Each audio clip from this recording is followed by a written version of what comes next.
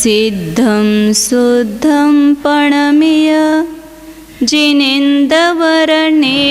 चन्दमकलङ्कं गुणरयणभूषणोदयं जीवस्य परुवणं वोच्यम्।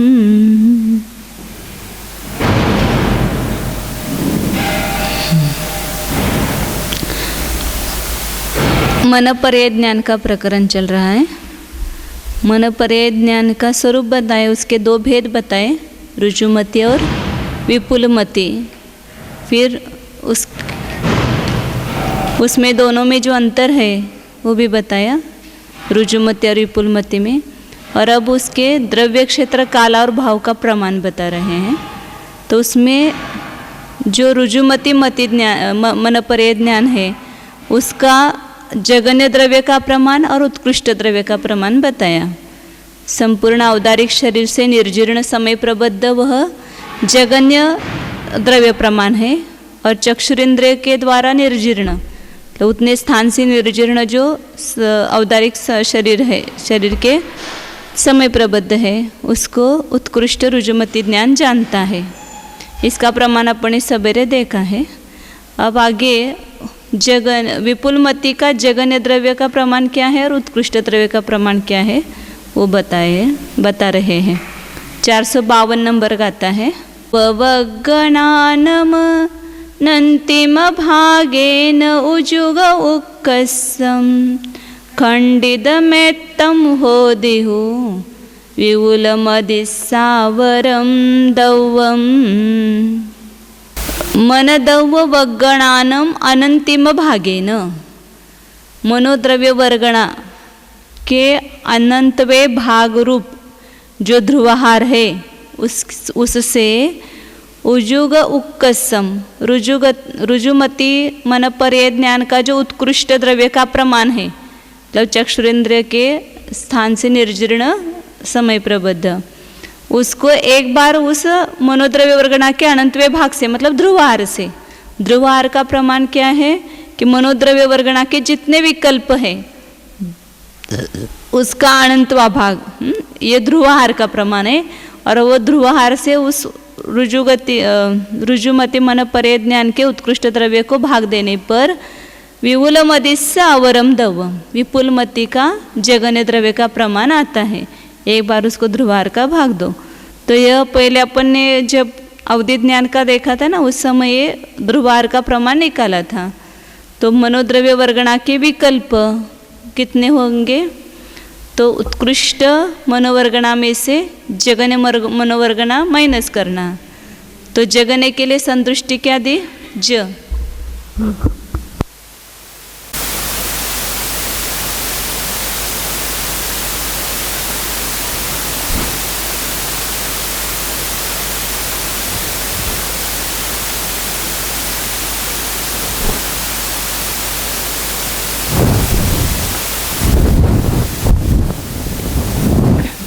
उत्कृष्ट मनोवर्गणा में से जगन्य मनोवर्गणा को माइनस करो।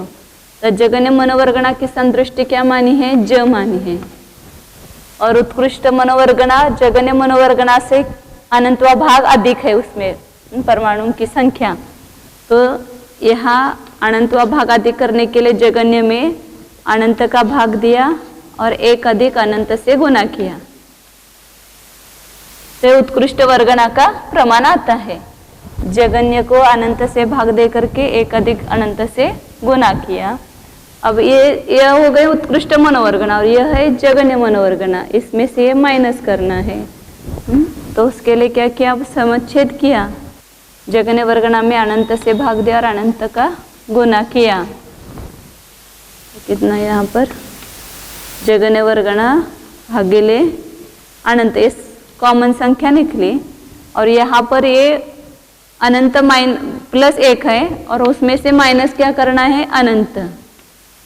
एक अधिक अनंत में से अनंत माइनस करना है, तो कितना शेष रहेगा, एक ही रहेगा ना, अनंत अनंत निकल जाएगा और एक अधिक है उतना ही रहेगा। तो जगन्य वर्गणा भागिले अनंत गुणित एक। तो इतने मनोवर्गणा क्या, और इसमें एक अधिक जोड़ना, जो जगन ने माइनस किया था वह। तो ये कुल मनोवर्गणा के विकल्प आए, मतलब इतने मनोवर्गणा के भेद है जगन्य से लेकर उत्कृष्ट तक। अभी सम्यक तो मार्गणा में आएंगे ना, वहां पर 22 प्रकार की वर्गणा, उसके जगन्य वर्गणा से उत्कृष्ट वर्गणा तक एक एक परमाणु बढ़ाते जाओ तो इतने स्कंद के भेद हो जाएंगे मनोवर्गणा स्कंद के। तो ये मनोवर्गणा के विकल्प जो है इसका क्या भी प्रयोजन है, इसका अनंतवा भाग, तो इसको वापिस अनंत का भाग दो। इतना क्या है, ध्रुवाहार है, ध्रुवाहार का प्रमाण है। वही सिद्ध राशि का अनंतवा भाग कहो या मनोद्रव्य वर्गणा के जो विकल्प है उसका अनंतवा भाग, ये ध्रुवाहार का प्रमाण मतलब भागहार का प्रमाण है। इस भागहार से इसकी संतुष्टि क्या मानी है, केवल 9 का अंक। इस भागहार से उत्कृष्ट रुजुमति मनपरे ज्ञान का जो विषय बताया था, कितना बताया वह, समय प्रबद्ध, पहले कोना बाद में समय प्रबद्ध, ये जीवराशि गुणिले अनंत अधिक 1, ये पूर्ण औदारिक शरीर का समय प्रबद्ध हो गया, पूरे औदारिक शरीर का। फिर इसको उस जो चक्षुरेंद्र की अवगान है उससे गुना किया था, घनांगुल भागिले पल्य का असंख्यात्वा भाग, संख्यात संख्यात पल्य का असंख्यात्वा भाग अधिक 1 और पल्य का असंख्यात्वा भाग गुना है इसमें, और इसमें घनांगुल का भाग दिया। इतना उत्कृष्ट रुजुमति मनपरे ज्ञान का विषय बताया था, वो निकाला था ना, इतने ये पूरे संख्यात घनांगुल प्रमाण शरीर में से इतनी निर्जरा होती है तो इतने में से कितनी होगी, जैसे अंक संतुष्टि से अपने कहते 1000 प्रदेशों में से 10,000 की निर्जरा होती है, तो 10 प्रदेशों में से कितने की होगी। तो उसी प्रकार ये निकाल करके ये उत्कृष्ट रुजुमति मनपरे ज्ञान का विषय बताया था।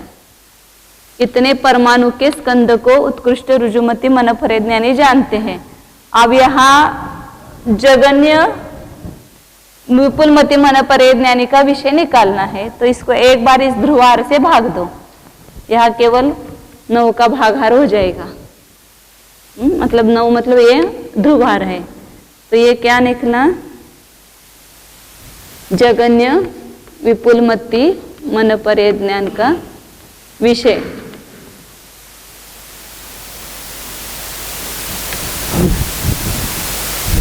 जगन्य विपुलमति इतने परमाणुओं के स्कंद को, मतलब जो उत्कृष्ट रुजुमति वाले का जो उत्कृष्ट द्रव्य का प्रमाण है उससे भी विपुलमति वाले का जगन्य द्रव्य भी अधिक है मतलब सूक्ष्म है उससे भी।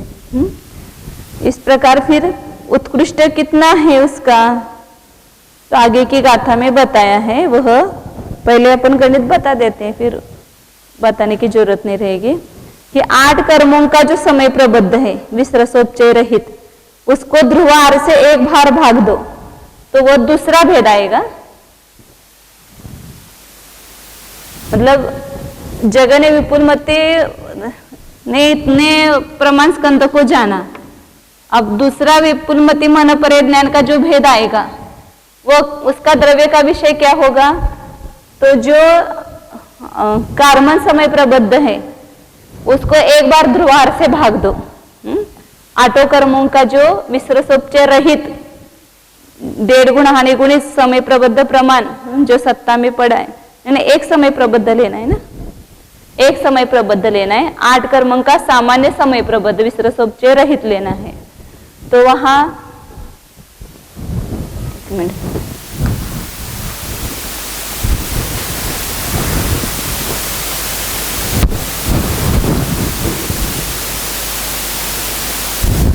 अब इसको छोड़ करके दूसरे प्रकार से निकालते जाएंगे, दूसरा द्रव्य जो है वह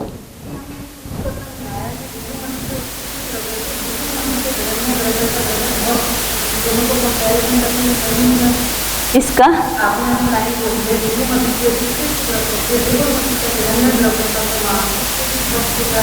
हाँ मतलब वो ध्रुवार का भाग दिया ना, अनंत का भाग दे तो अनंतवा भाग हो गया ना। हाँ, तो वही छोटा हो गया ना वो। रुजुमती के उत्कृष्ट से भी विपुलमती का जगन्य जो है वो अनंतवा भाग है, ये बताया। अभी विपुलमती का दूसरा भेद जो है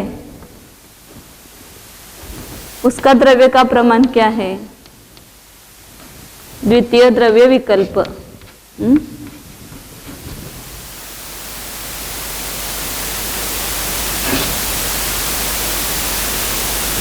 तो कहा कि 8 कर्मों का जो समय प्रबद्ध है वो कैसे निकालेंगे? तो पहले औदारिक शरीर का समय प्रबद्ध लिया, फिर इससे असंख्यात गुणित पैक्रिक शरीर का समय प्रबद्ध है।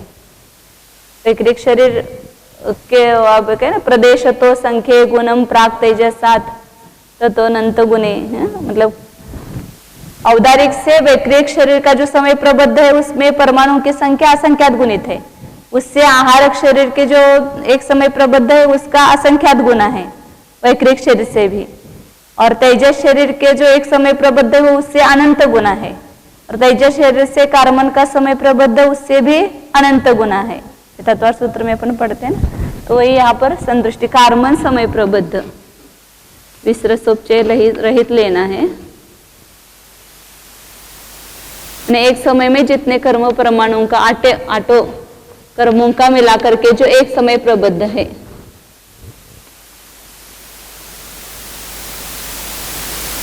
कर्मों का समय प्रबद्ध। तो यहाँ समय प्रबद्ध है, औदारिक शरीर की संतुष्टि हो गई समय प्रबद्ध की।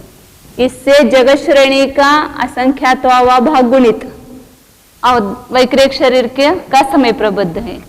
इससे जगत श्रेणी का असंख्यातवा भाग गुणित आहारक शरीर का समय प्रबद्ध है। इससे अनंत गुणित तेजस शरीर का समय प्रबद्ध है। और इससे अनंत गुणित कार्बन शरीर का समय प्रबद्ध है। तो यहाँ ये पूरा कार्बन सामान्य अपन लिखते तब समय प्रबद्ध ऐसा ही लिखते हैं कार्बन का, लेकिन यहाँ औदारिक की तुलना में देखेंगे तो कार्बन समय प्रबद्ध इतना बड़ा है, इसलिए इतने गुणकार आ गए उसमें, 4 बार गुणित हो गया वह। अब इस कार्बन समय प्रबद्ध को क्या करना, एक बार ध्रुवहार का भाग दो। तो यह एक बार ध्रुवहार का भाग दिया तो ये विपुलमती मन परिज्ञान का द्वितीय द्रव्य का विकल्प है।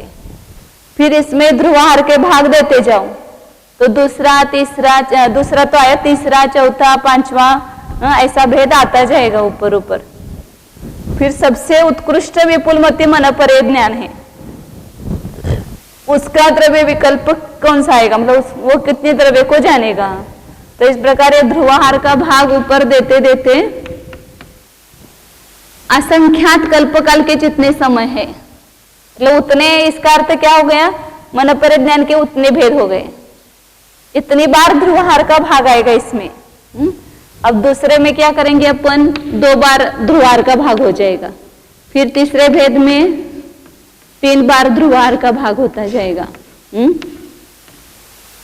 मतलब यहाँ इसका तीसरा भेद ये, फिर चौथा भेद, 5वां भेद, इस प्रकार ध्रुवहार बढ़ता जाएगा। तो यहाँ अंतिम जो उत्कृष्ट मति विपुलमती का भेद आएगा, विपुलमती, उसका जो द्रव्य का प्रमाण है वो कितना है, तो कार्बन समय प्रबद्ध को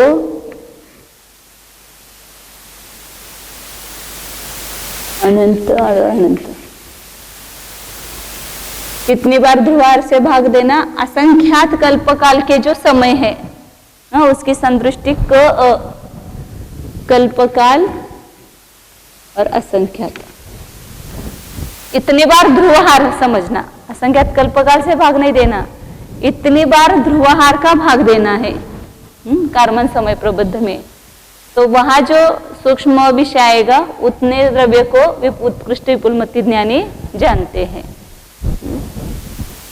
20 कोड़ाकोड़ी सागर का एक कल्पकाल, सागर मतलब भी असंख्यात वर्ष होते हैं।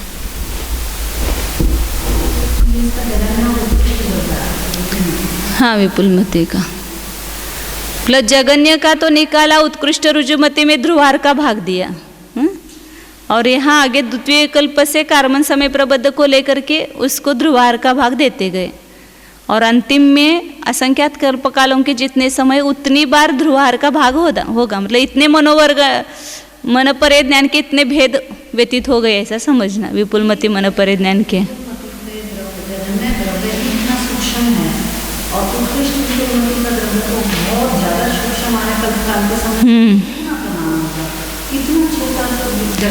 अभी बताए ना कि ये सब अनंत परमाणु एक कार्बन समय प्रबद्ध में सिद्ध राशि से अवयवों से अनंत गुणे परमाणु है ना, और इसको ये ध्रुवार का भाग कितनी बार दिया, असंख्यात बार दिया, तो वो लब्ध आएगा अनंत ही, अनंत परमाणु का ही स्कंद आएगा।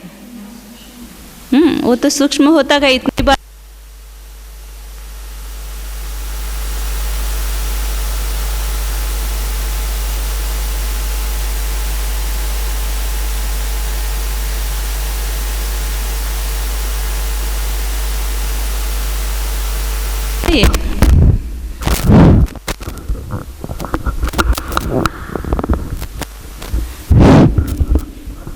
जरासा आवाज वाढवता काय बघा त्याचा, थोड़ा वाढव।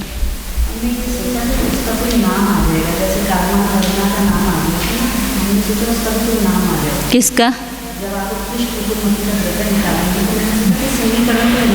हाँ नहीं दिया वो कुछ।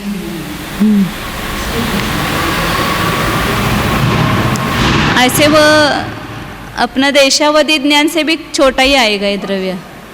नहीं, देशावधि ज्ञान से छोटा नहीं, मतलब ये द्रव्य जो है देश उत्कृष्ट, हाँ उत्कृष्ट देशावधि ज्ञान जो है उसका क्या है, एक कार्मान वर्गणा को एक बार ध्रुवार का भाग दिया, तो उसे बड़ा, मतलब ये मनोवर्गणा का ये बड़ा भेद हो गया, क्योंकि वहाँ पर कार्बन वर्गणा में एक बार अपन ने ध्रुवार का भाग दिया, और उतना तो अभी आया नहीं ना यहाँ पर एक कार्बन वर्गणा। ये तो समय प्रबद्ध में इतनी बार ध्रुवार का भाग हुआ है।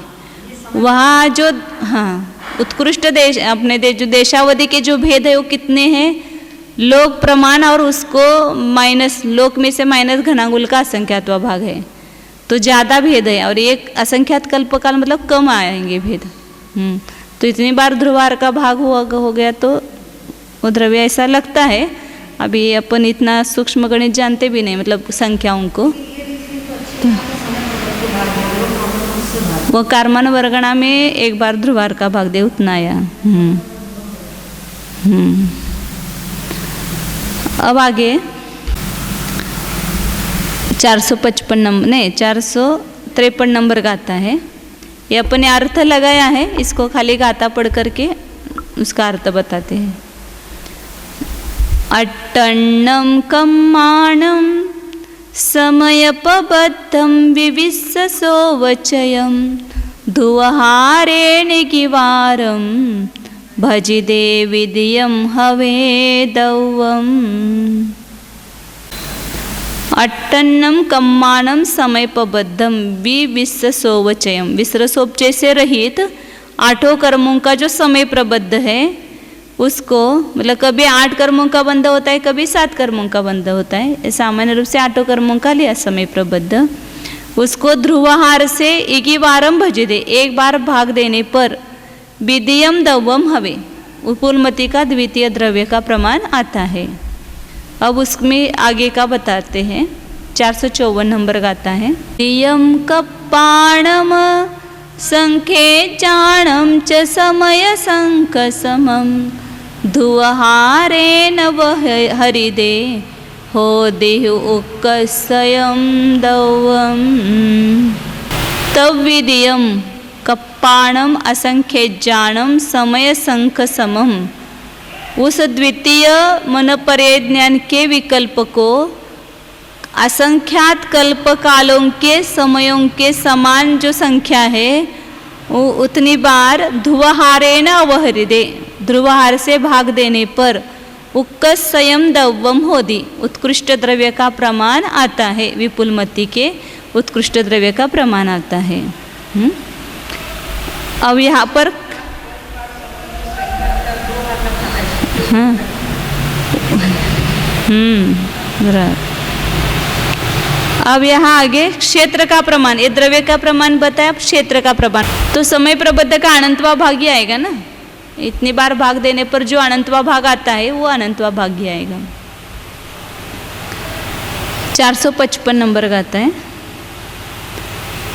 गाऊय पुधत्तमवरम उक्कसम होदिजोयन पुधत्तम विउलमदिशय अवरम तस्य पुधत्तम वरम खुनरलोयम। गाऊय पुदत्तम अवरम उक्कसम जोयन पुदत्तम होदी। पहले रुजुमती का लगाना, क्योंकि आगे विपुलमती शब्द दिया है। तो रुजुमती का जगन्य क्षेत्र कितना है, गव्युति पृथक्त्व, मतलब कोस लेना, 2-3 कोस लिया है। और उत्कृष्ट क्षेत्र योजन पृथक्त्व 7-8 योजन। या पृथक्त्व का अर्थ पहले 2-3 लिया और योजन पृथक्त्व में 7-8 योजन लिया है। फिर विपुलमदिशय अवरम, विपुलमती का जो जगन्य क्षेत्र है वह तस्य पुदत्तम, वह भी योजन पृथक्त्व है, लेकिन थोड़ा जो उत्कृष्ट रुजुमती है उससे बड़ा 8-9 ऐसा लिया, 8-9 योजन। मतलब 8-9 योजन के भीतर जो भी जीव होगा उसके मन में स्थित विचार को, मतलब सामने ही जीव होना चाहिए ऐसा नहीं, इतनी मर्यादा में जो जीव होगा और उसके मन में जो विचार चल रहा है जिस पदार्थ का, उस पदार्थ संबंधी वह जान सकते मन परे ज्ञानी। और उत्कृष्टम वरम खो नरलयम, उत्कृष्ट क्षेत्र कितना है, मनुष्य लोक। अब मनुष्य लोक मतलब क्या लेना, वो आगे की गाथा में आचार्य बता रहे हैं। नरलो एत्य वयणम विखंबणयामयम न वट्टस्य जम्मात घनपदरम मनपज्जव खेत्तमुद्दिठम। नरलोयत्य वयनम, मनुष्य लोक ऐसा जो उत्कृष्ट प्रमाण बताया, उससे क्या लेना, ऐसा जो वचन कहा है उससे विष्कंभ का नियामक है वह वचन, ले इतने विस्तार वाला ऐसा क्षेत्र ऐसा समझना। मनुष्य लोक के भीतर का ही जानता ऐसा नहीं, मनुष्य लोक का जो विस्तार है उतने विस्तार प्रमाण क्षेत्र में जो रूप मतलब जीव है उसके मन में जो विचार चल रहा है जिस रूपी पदार्थ का, उसको वे जान सकते हैं। न वट्टस्य, वर्तुल जो मनुष्य लोक जो है वो कैसा है, गोल आकार है। तो वैसा यहाँ पर नियम नहीं लेना, क्योंकि जम्मा तक घन पदरम, उस 45 लाख योजन घन प्रतर प्रमाण, मतलब उतना ही लंबा, उतना ही चौड़ा और उतना ही ऊंचा, ऐसा उसका क्षेत्र है। 42 लाख योजन लंबा, चौड़ा और ऊंचाई में। तो इतने प्रमाण क्षेत्र में स्थित जो पदार्थ है, मतलब जीव है, उसके मन में मनोगत पदार्थ को विपुलमती मनपरे ज्ञानी जान सकते हैं। तो यहाँ पर उन्होंने ऐसा कहा कि यदि मनुष्य लोक का ही जानते हैं तो जो चौरस उसका क्षेत्र बताया है मनपरे ज्ञान का, फिर मनुष्य लोक के बाहर कोने में स्थित कोई देव या तिर्यंच है तो उसके मन में जो विचार चल रहा है उसको वो नहीं जान सकेंगे। लेकिन ऐसा नहीं होता है कहा कि उनके मन का भी वे जान सकते हैं। मतलब 45 लाख योजन के घन चौरस जो है वो निकालना, 45 लाख योजन का, उसके भीतर स्थित द्रव्य को वो जान सकते हैं। इसलिए यहाँ पर मनुष्य लोक ऐसा नहीं लेना। और वीरसेनाचार्य ने तो ये सिद्ध किया शब्दहवला में कि समझो कि वहाँ मनुष्य पर्वत, मानुषोत्तर पर्वत है, वहाँ पर कोई मुनिराज है ठहरे हुए, ध्यान में है या बैठे हुए हैं वहाँ पर। अब वह मनुष्य पर्वत के पास में ही दूसरा उधर उस पर भाग में कोई देव या तिर्यंच है तो उसके मन में स्थित पदार्थों को फिर वे नहीं जान सकेंगे। लेकिन ऐसा नहीं है, क्योंकि क्षोभ क्षम तो उनको है तो जान सकते हैं। तो जहाँ पर वे स्थित है ना उसके आजू बाजू में 45 लाख योजन ले लो, तो ऐसा निकालेंगे तो फिर मानुषोत्तर पर्वत के बाहर 22.5 लाख योजन तक वो जान सकते हैं। मैंने इधर 22.5 लाख और इधर 22.5 लाख, ऐसा 45 लाख हो जाएगा ना। ऐसा 22.5 लाख, इधर 22.5 लाख और ऊंचाई में ऐसा। ऊंचाई में भी ये तो ऐसे आएगा। हाँ, लंबाई में चौड़ाई में 22.5 लाख, बस घन गुना। अभी आप बताए ना उन्होंने क्या मनुष्य लोग कहा है, वह मनुष्य लोग के विष्कंभ का निश्चय गोलाकार है। मनुष्य लोग तो गोलाकार है, वह नहीं लेना चाहिए, क्योंकि 45 लाख योजन प्रमाण समचतुरस्र घन प्रतर का अर्थ क्या होता है? तो यही बताए ना यहाँ पर। ऊंचाई तो 45 लाख योजन, वो भी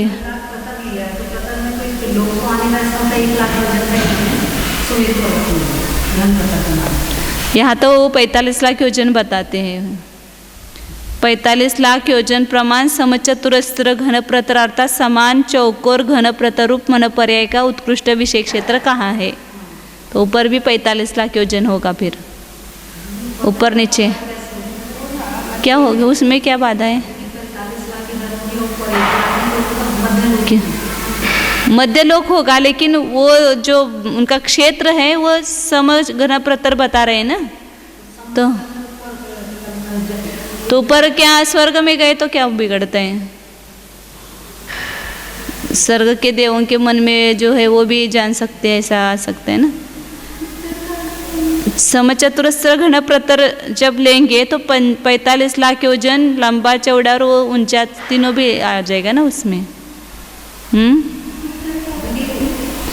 अर्थात 45 लाख योजन लंबा उतना ही चौड़ा लेना, क्योंकि मानुषोत्तर पर्वत के बाहर चारों कोनों में स्थित देवों और तिरंचों के द्वारा चिंतित अर्थों को भी उत्कृष्ट विपुलमति जानता है, ऐसा इन्होंने बताया है संस्कृत टीका में भी। ऊंचाई में भी 45 लाख योजन लेते हैं, वो उसका लगाया नहीं यहाँ पर उन्होंने। लेकिन यदि घन प्रतर कहाँ है सचतुरस्र घन प्रतर, तो ऊंचाई भी आनी चाहिए ना वहाँ पर। और केवल मनुष्य के मन में स्थित पदार्थों को नहीं जानते, कोई देव तिरंची के मन में स्थित पदार्थों को भी वो जान सकते हैं ना।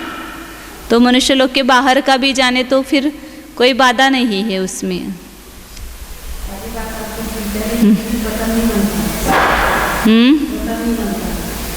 नहीं बन पा रहे मतलब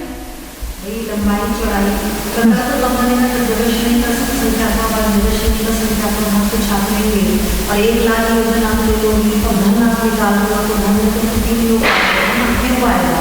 लंबाई गुना चौड़ाई गुना 1 लाख योजन। नहीं, 1 लाख योजन आप कैसे बता रहे हैं? मतलब कहाँ बता रहे, कहाँ बताए ऐसा? 45 लाख योजन उसका घनफल थोड़ी बताया है। 45 लाख योजन लंबाई चौड़ाई और ऊंचाई तीनों भी बताए ना यहाँ पर। कहाँ दे रहा,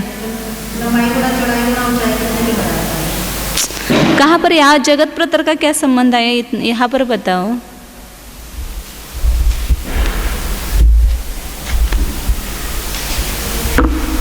अब यहाँ दिया है, अपन भी जानते नहीं हैं, लेकिन यहाँ ऐसा दिया हुआ है। अब यहाँ पर काल का प्रमाण बताते हैं, क्षेत्र का प्रमाण बताया।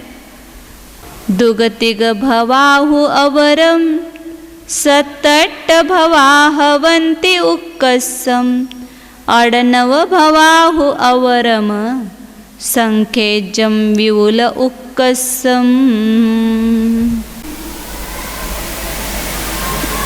जगन्य रुजुमति मन पर्याय ज्ञान 2-3 भव को जान सकते हैं। आगे 2-3 भव, पीछे 2-3 भव, मतलब 2 लेव और वर्तमान का एक ऐसा 2-3 कहते हैं।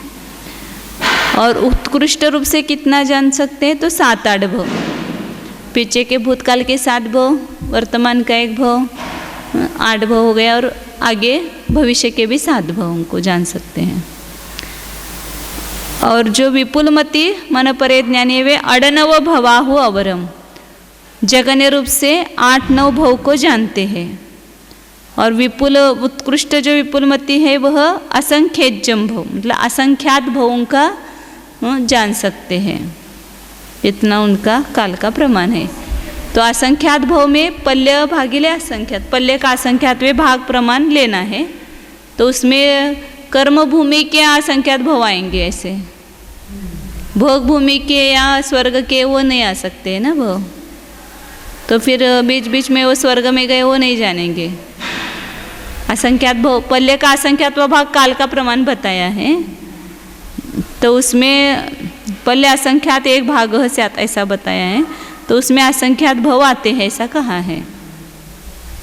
तो असंख्यात भव किसके आएंगे? तो ये पल्य का असंख्यात एक भाव, इतने भव देना है कि खाली इतना दिया उन्होंने, उत्कृष्ट पल्य का असंख्यातवा भाग है। और कई दूसरी जगह लिखा है उसके असंख्यात भव लिखे, तो इतने भव लेना है ऐसा होगा ना वहाँ पर।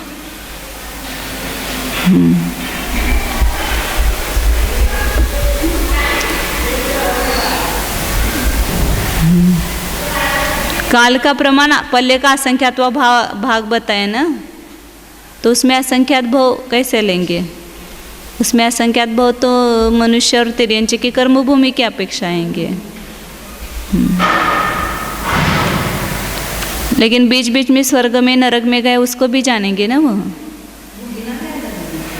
तो क्या होगा फिर वो तो इसलिए ऐसा लगता है कि यहाँ पर पल्य के असंख्यात भाग दिया है वो असंख्यात संख्या के लिए दिया होगा, असंख्यात भवों के लिए।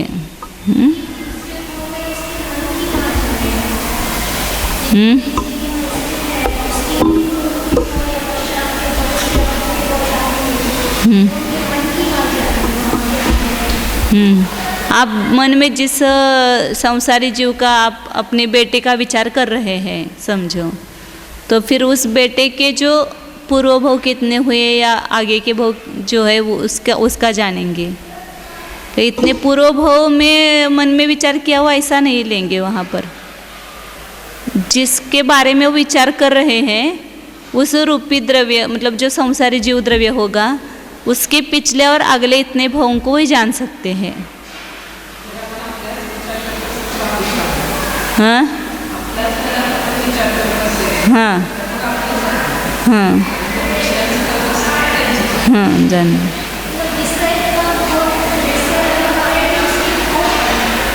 वैसा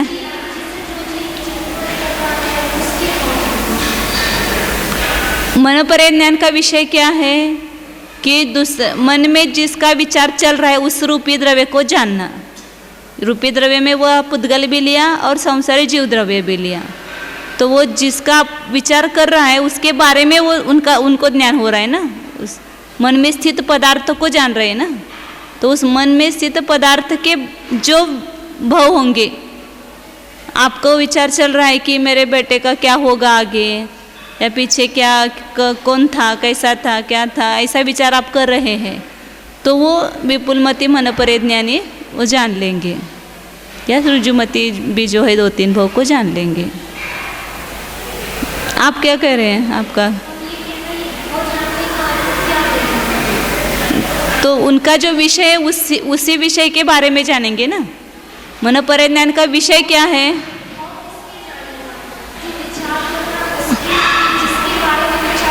जिसके बारे में विचार कर रहा है उसके ना।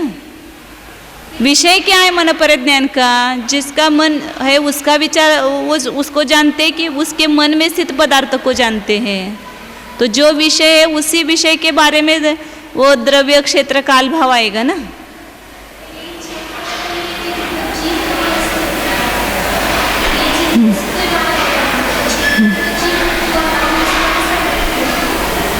वो बराबर है, लेकिन वो क्षेत्र में कैसा हो गया कि मनोपरे ज्ञानी उस क्षेत्र के भीतर जो जीव है उसके ही मन में स्थित पदार्थ को जान रहे हैं ना। उस क्षेत्र के भीतर जो जीव है उसके मन में स्थित जो पदार्थ है उसको जान रहे हैं। लेकिन यहाँ पर भव किसके जानेंगे? उस जीव का जानने का कुछ सवाल नहीं, उसके मन में जो है वही जान रहे हैं ना वो। तो जो मन में स्थित पदार्थ है उसी के भव लेंगे। चलिए अब आगे 458 भी रह गए क्या? 458 नंबर का आता है। भाव विषय बता रहे, द्रव्य क्षेत्र बताया, काल बताया, भाव का प्रमाण बताते हैं। आवली असंख्य भागम अवरम च वरम असंख्य गुणम तत्तो असंख्य गुणिदम असंख्य लोगम तो विउलमदी। और ये सब असंख्यात अनंत ये सब विषय अपना है नहीं, केवल अपना आगम के माध्यम से जान रहे हैं, तो उसमें अपना कुछ गलत भी हो सकता है। ऐसा नहीं कि मैंने जो जाना वो सही है, लेकिन जो अर्थ किया है उस पर से ऐसा लगता है कि उस मन में स्थित पदार्थ के ही भाव लेना चाहिए, क्योंकि उस मन में स्थित रूपी पदार्थ को वे जानते हैं। उस जीव को जानते ऐसा नहीं कहा है, उस जीव के मन में स्थित पदार्थ को जानते हैं। तो उस जीव तो वो भूतकाल का भविष्यकाल का चिंतन किया हुआ भी विषय हो सकता है, लेकिन वो कितने भाव तक लेना उसका कुछ प्रमाण नहीं दिया है कि कितना भूतकाल में चिंतन किया हुआ और कितना भविष्यकाल में चिंतन किया हुआ पदार्थ को वे जानते हैं। खाली चिंतित, अचिंतित और अर्धचिंतित ऐसा बताया है, लेकिन जो भाव जानने के आता है वह तो ऐसा लगता है उसमें वापस आप देखना कहीं और मिलेगा तो। हाँ, वही अपने को जितना खुलता है उतना ही अपन खोलेंगे, उससे ज़्यादा क्या खोलेंगे। अपना ज्ञान ही इतना सीमित है, अपने जितनी समझ में आता है उतना ही लगाएंगे, उससे ज़्यादा क्या लगाएंगे।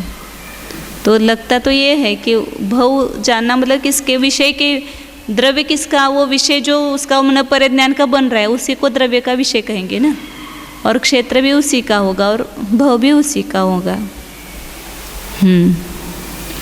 अब आगे भाव का विषय बताए कि आवली असंख्य भागम अवरम, जो रुजुमति का जगन्य विषय है, भाव विषय, जगन्य रुजुमति मन परे ज्ञान का जो भाव है वह आवली का असंख्यात्व भाग, आवली के असंख्यात्व भाग प्रमाण इतनी वर्तमान पर्यायों को वे जान सकते हैं। किसकी जानेंगे? उस रूपी द्रव्य की इतनी वर्तमान पर्याय को जानेंगे मन में स्थित।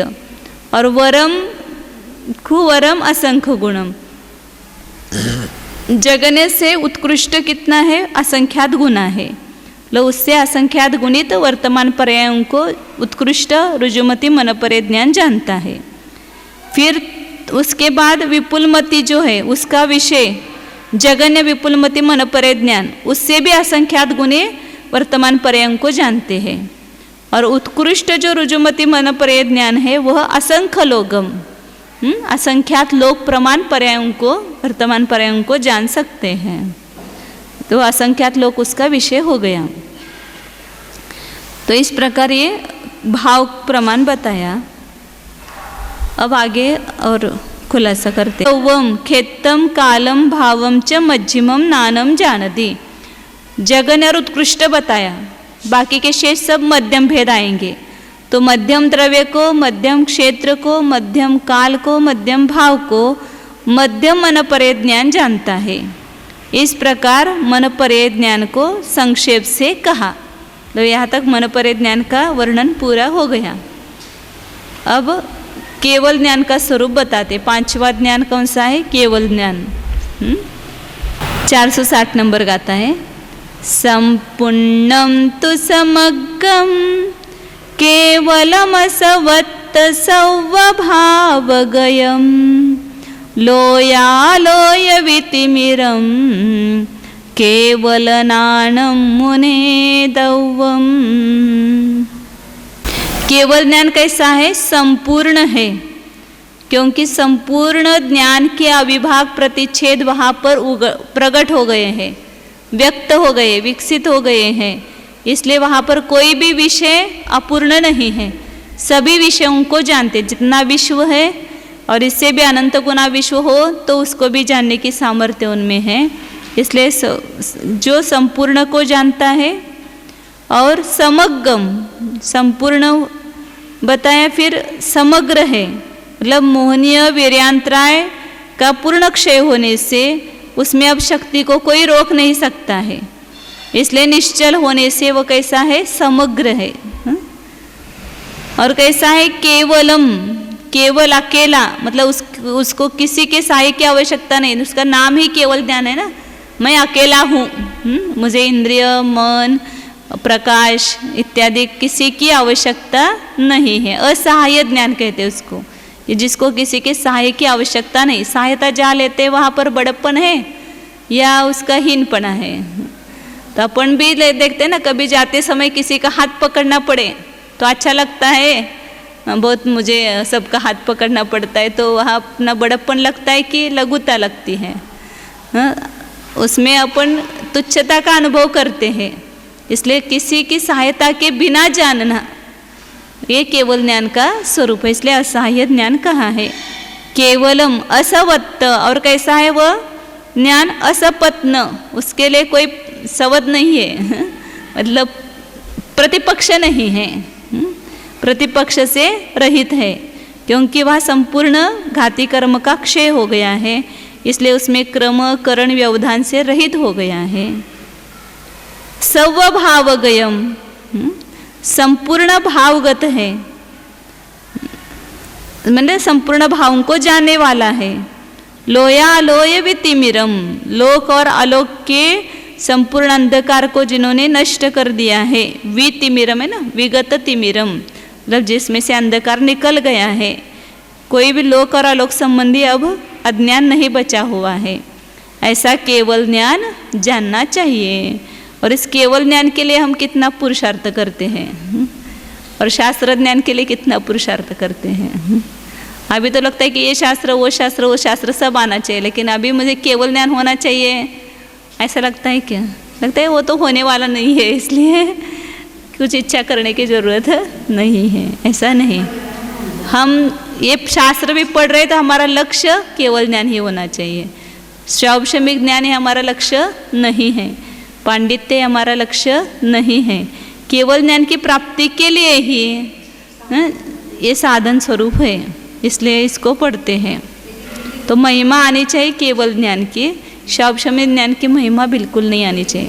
लेकिन थोड़ा सा भी हम शैक्षणिक ज्ञान कहीं पर देखते हैं तो हमारे अंदर भीतर में एक बहुमान आता है, लेकिन केवल ज्ञान का स्वरूप सुनते हुए बहुमान नहीं आता है, भगवान को देखते हुए बहुमान नहीं आता है। और भगवान के सामने कोई ज्ञानी बैठा है तो उसके बारे में हमें अंदर से ये लग रहा है कि कितने बढ़िया है, ज्ञानी है, लेकिन वहाँ केवल ज्ञानी बैठे हैं तो उनकी महिमा नहीं आ रही है, उनका बहुमान नहीं आ रहा है।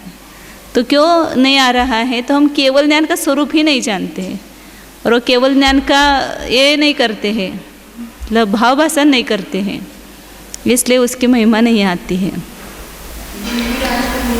हाँ हाँ, सब जगह वैसा ही हुआ है। अब आगे 5 ज्ञान 8 भेद हो गए ना ज्ञान मार्गणा के, उसमें कितने ज्ञानी, कितने उनकी संख्या क्या है, मतलब मति ज्ञानी कितने, श्रुत ज्ञानी कितने, अवधि ज्ञानी कितने, वो बता रहे हैं। 461 नंबर का आता है। चदुगदि मदि सुद बोहा पल्ला संख्ये जयाहु मणपज्जा संख्येचा केवलिनो सिद्धादो होन्ति अतिरिक्ता। चतुगति मदिसुद बोहा, चारों गतियों के मति ज्ञानी और श्रुत ज्ञानी, जितने मति ज्ञानी उतने श्रुत ज्ञानी है, क्योंकि उसमें कोई विभाग नहीं, हर जीव को मति ज्ञान और श्रुत ज्ञान दोनों है। तो सम्यक दृष्टि जितने भी है उन सबको मति ज्ञान श्रुत ज्ञान है। तो वे कितने हैं सम्यक दृष्टि? पल्ला संख्य जया, पल्ले के असंख्यातवें भाग प्रमाण है, 4थे गुणस्थान से लेकर के आगे 12वें गुणस्थान तक के जीवों की संख्या सब मिलाएंगे तो भी पल्ले का असंख्यातवा भाग है। तो इतने सम्यक दृष्टि जो है वही मति ज्ञानी और श्रुत ज्ञानियों की संख्या है। उसमें चारों गति के जीव गर्भित करना। और मनपज्जा संख्यज्जा, मनपरे ज्ञान कितने हैं? संख्यात ही है, क्योंकि मनपरे ज्ञान मनुष्य गति में ही होता है और वो भी संयमी को ही होता है, इसलिए वो बहुत संख्यात ही होंगे, कम संख्यात होंगे। और केवलिनो सिद्धादो अतिरिक्ता होती, केवल ज्ञानी कितने हैं? सिद्धों से अधिक है। प्लस सिद्धों में 14वें गुणस्थानवर्ती जीवों की संख्या मिला देंगे तो केवल ज्ञानियों की संख्या होती है। सिद्धों की संदृष्टि क्या मानी है? 3 का अंक, उसमें आदिक कितने किए? 13वें और 14वें गुणस्थानवर्ती की संख्या, जीवों की संख्या प्लस की, तो इसलिए उतनी 3 के ऊपर क्या दिया? संख्या दिया है। और मति ज्ञानी के लिए प भागिले असंख्यात दिया। श्रुत ज्ञानी भी उतने ही है और मनपरे ज्ञानी केवल संख्यात है। इसमें ज़्यादा कोई ये नहीं है विशेषता। अब अवधि ज्ञानी कितने हैं उसका प्रमाण बताते आगे। 462 नंबर का आता है। ओ ही रही दातिरिखा मदिनाणी असंक भागगा मनुआ संख्ये चाहुत दूना मदिनाणी ओहि परिमाणम। अब अवधि ज्ञानियों की संख्या बताते हैं, मतलब सम्यक अवधि ज्ञानी, सब सम्यक ज्ञान की संख्या, ज्ञानियों की संख्या बता रहे हैं। तो अवधि से रहित जो तिर्यंच है, ऐसे मदिनाणी असंख्य भागगा मनुआ, मति ज्ञानी का असंख्यात्व भाग अवधि ज्ञान से रहित तिर्यंच और संख्यात मनुष्य अवधि ज्ञान से रहित है, उनसे न्यून मति ज्ञानियों का जो प्रमाण है वही अवधि ज्ञानी जीवों का प्रमाण है। उसको निकालते हैं।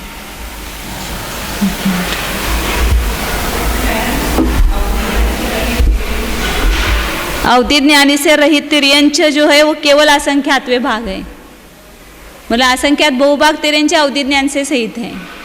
और मनुष्य भी संख्यात, अवधि ज्ञान से रहित मनुष्य संख्यात है, बाकी अवधि ज्ञान से सहित मनुष्य बाकी सभी है। तो इन दोनों का प्रमाण जोड़ करके मति ज्ञानियों में से घटाना है। इसको दिखाते हैं।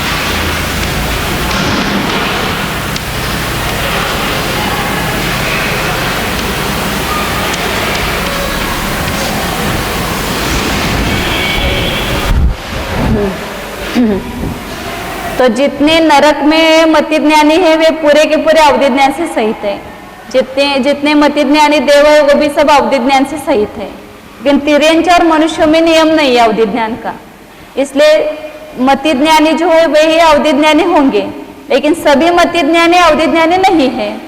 तो जो अवधि ज्ञान से रहित तिर्यंच और मनुष्य है उनका प्रमाण मति ज्ञानियों की संख्या में से घटाएंगे। तो अवधि ज्ञान रहित तिर्यंच कितने हैं? तो बताए कि कुल पल्ले के असंख्यात्व भाग प्रमाण तिर्यंच सम्य दृष्टि है, तो इसका भी असंख्यात्व भाग जो है वो अवधि ज्ञान से रहित है। मतलब बहुभाग तिर्यंच अवधि ज्ञान से सहित है, ये अर्थ हो गया ना। तो यहाँ पर अभी इसलिए बताया था ना कि अवधि ज्ञान के इतने भेद हैं, तो जो कम क्षोभक्षम है वो समझ में भी नहीं आता है कि अवधि ज्ञान और कर्म का क्षोभक्षम हो गया है। जो जगन्य द्रव्य क्षेत्र काल भाव का प्रमाण देखा अपने, उस पर से ऐसे कितने ही विकल्पों तक वो अवधि ज्ञान है ये भी पता नहीं चलेगा, लेकिन अवधि ज्ञानावरण का क्षोभक्षम वो हो सकता है। तो अवधि ज्ञान रहित तिर्यंचों की संख्या इतनी है, पल्य और असंख्यात। और मनुष्य कितने हैं? संख्यात।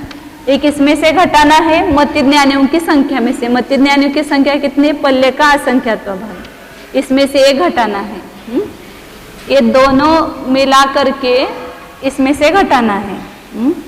तो पहले यहाँ पर इसमें से घटाते हैं, फिर जो आएगा प्रमाण उसमें से ये भी घटाना है, संख्यात भी घटाना है। तो इसमें पल्ले के असंख्यात्व भाग को इसमें से माइनस करने के लिए क्या करेंगे? पल्ले का असंख्यात्व भाग इसमें समच्छेद करेंगे, असंख्यात से भाग दिया और असंख्यात से गुना किया, और माइनस पल्य भागिले असंख्यात। तो यह कॉमन निकाला, पल्य भागिले 2 बार असंख्यात, और यहाँ इसमें असंख्यात में इसका 1 माइनस हो जाएगा। हाँ, 1 कम हो जाएगा। तो इसमें से अवधि ज्ञान रहित तिर्यंच माइनस हो गए, और अब इस मनुष्य है वो भी माइनस करना है। तो इसमें से ये दोनों प्रमाण माइनस करने हैं, इसको माइनस करो और फिर इसके बाद ये भी माइनस करो। तो ये इतनी संख्या अवधि ज्ञानियों की है।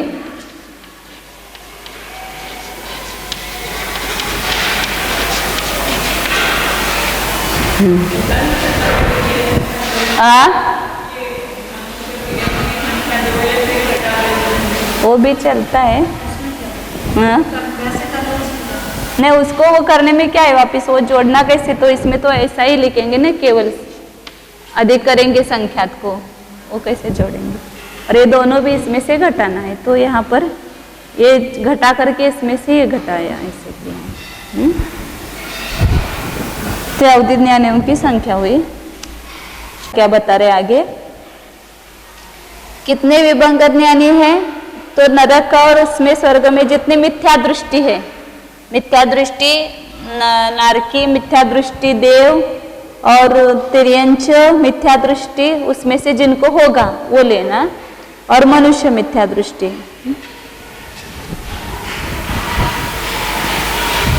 तिर्यंच विभंग ज्ञाने तिर्यंच कितने हैं कहा, यहाँ पर जगत श्रेणी गुणिले घणांगुल गुणिले पल्ले का असंख्यात्व भाग। इतने तिर्यंच विभंग ज्ञानी है, और मनुष्य कितने होंगे, संख्यात ही होंगे। मनुष्यों की तो संख्या संख्यात ही है। और नारकी जो है वो कितने हैं, जगत श्रेणी गुणिले दूसरा जगत श्रेणी का दूसरा घनमूल वर्गमूल।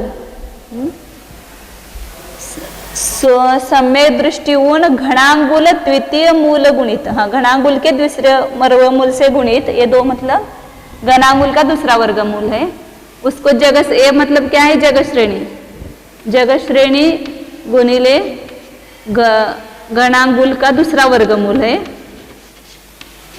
और इसमें से कुछ कम करना है, इसलिए कुछ कम के लिए संदृष्टि दी। नारकियों की संख्या है ना, इसमें केवल समय दृष्टि अपन माइनस करेंगे। समय दृष्टियों की संख्या कितनी है, इसके अपेक्षा बहुत कम, पल्ले का असंख्यात्व भाग ही है।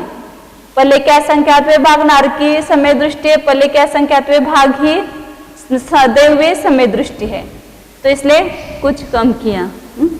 प्लस इसमें मतलब ये कितने हैं, मनुष्य कितने संख्यात ही होंगे विभंग ज्ञानी, और ये तिर्यंच, तिर्यंच कितने हैं,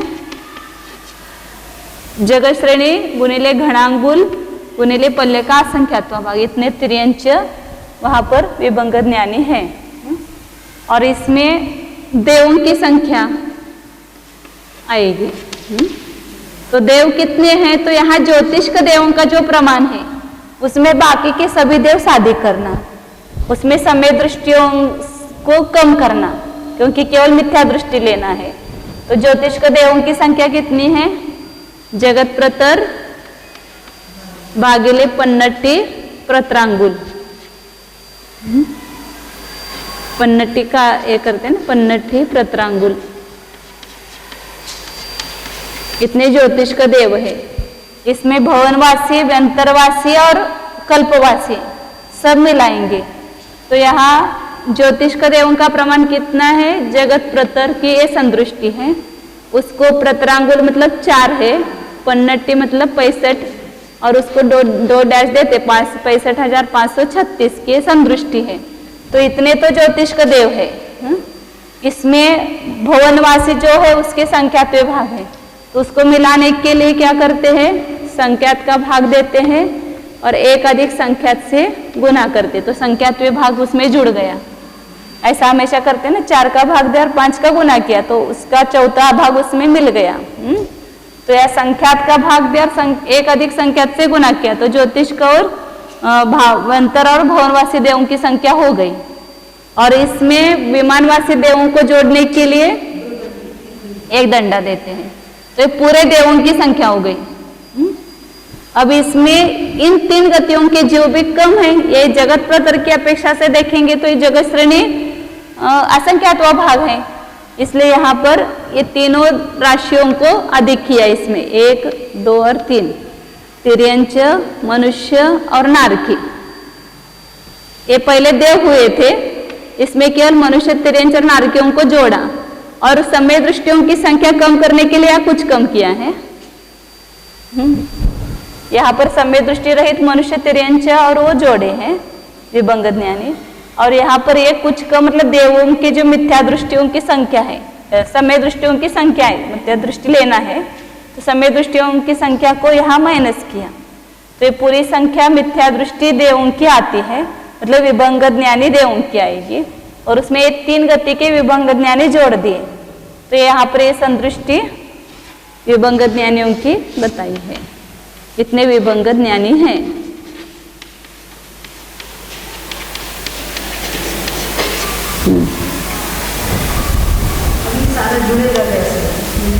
जोड़ ही दिया ना उसमें। हाँ, वो अधिक की लाइन की ना ऊपर। रहता है द्रव्य संयम, अधिक धारण करते हैं। धारण करते मतलब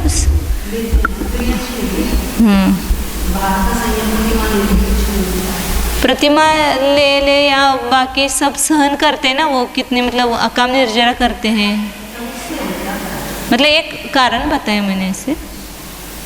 वर्ग आता है पल्ला संक घणंगुल हद सेड़ी तिरिख गदि विभंग जुदा नर सहिदा किंचुना चदुगदि वे भंग परिमाणम।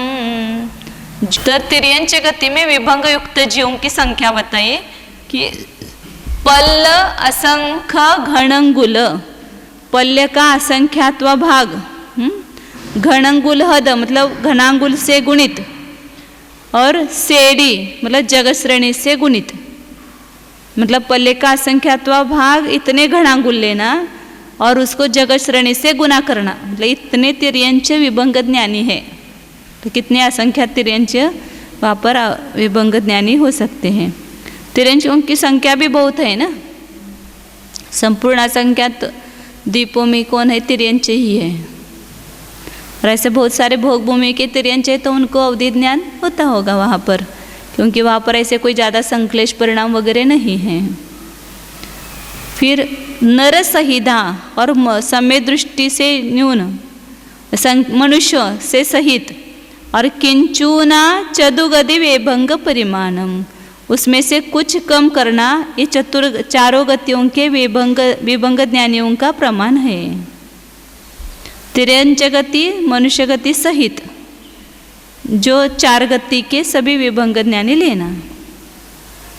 देवों का प्रमाण इसमें अधिक ऐसा करना बताइए। मतलब नारकी और देव तो विभंग ज्ञानी है ही, मिथ्या दृष्टि गृहित पकड़ करके उन्होंने तिर्यंच और मनुष्य खाली उसमें जोड़ने के लिए कहा है। जो चारों गति के विभंग ज्ञानियों का प्रमाण है उसमें ये तिर्यंच गति के इतने हैं और मनुष्य गति के सहित इतने अधिक है, ऐसा लगाना। अब आगे मक्कुमत्यार, मुझे देवगति और मनुष्य गति के जितने मिथ्या दृष्टि वे तो पूरे लेना ही है, और उसमें तिर्यंच गति के इतने हैं ऐसा बताया और उनको जोड़ना है, और मनुष्य गति के संख्यात है, तो इन दोनों को उसमें जोड़ेंगे तो पूरे विभंग ज्ञानियों की संख्या, चारों गति के विभंग ज्ञानियों की संख्या निकलती है, ऐसा कहा क्या। अब 455 परिहीनो सौवजीव राशि हूँ मदिसुद अन्नानीनम पत्तेयम होदि परिमाणम।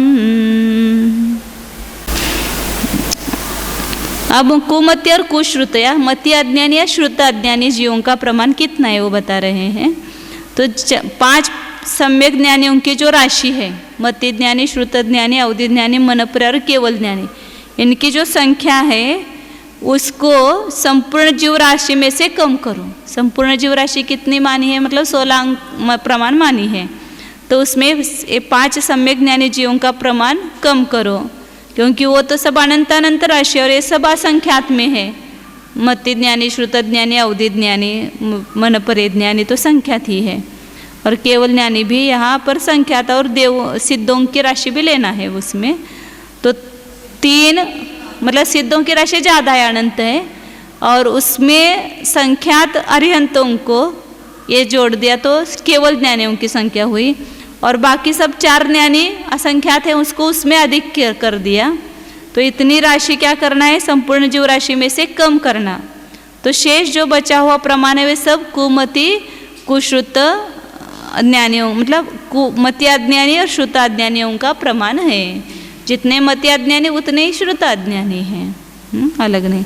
इसलिए वहाँ पर दिया कि सर्व जीव राशि 16, और उसमें कम करने के लिए दिया ना 3 में कुछ अधिक किया, वह 4 ज्ञानियों की संख्या देना, और उसमें केवल ज्ञानियों का और प्रमाण जोड़ने के लिए यहाँ जो अरियंत है उसको जोड़ने के लिए संख्यात और अधिक किया। इतना प्रमाण संपूर्ण जीव राशि में से घटाते तो 13 और कुछ कम, इतनी राशि जो है, मतलब 13 तो पूरी संसारी राशि है पूर्ण, क्योंकि 16 में से 3 घटा देंगे तो कितना बचेगा, 13। अब 13 में से वापिस जो मति ज्ञानी, श्रुत ज्ञानी, अवधि ज्ञानी और मन परे ज्ञानी, इनको कम करेंगे तो उतनी राशि कुमति और कुश्रुत का प्रमाण है, मति अज्ञानी और श्रुत अज्ञानियों का प्रमाण है। इति आचार्य श्री नेमिचंद्र विरचितायां गोमठ सार अपरनाम पंच संग्रह वृत्तो जीव तत्व प्रदीपिका आख्यायां जीव कांडे 20 प्ररूपणासु ज्ञान मार्गणा प्ररूपणा नाम 12 अधिकार समाप्त।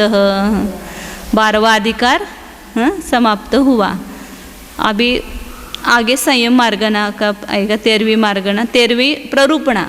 20 प्ररूपणा में गुणस्थान, जीव समास, पर्याप्ति, प्राण, संज्ञा, ये 5 हो गई, और मार्गणा भी अपनी कितनी हुई, 7 हुई, तो इसलिए 12 प्ररूपणा हुई।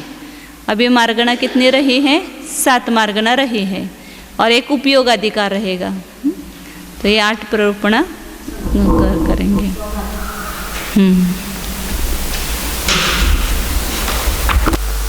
सिद्धं शुद्धं पणमीय जिनेन्द्रवरनेमि चन्दमकलङ्कं गुणरयणभूषणोदयं जीवस्य परुवणम् ओच्छम्।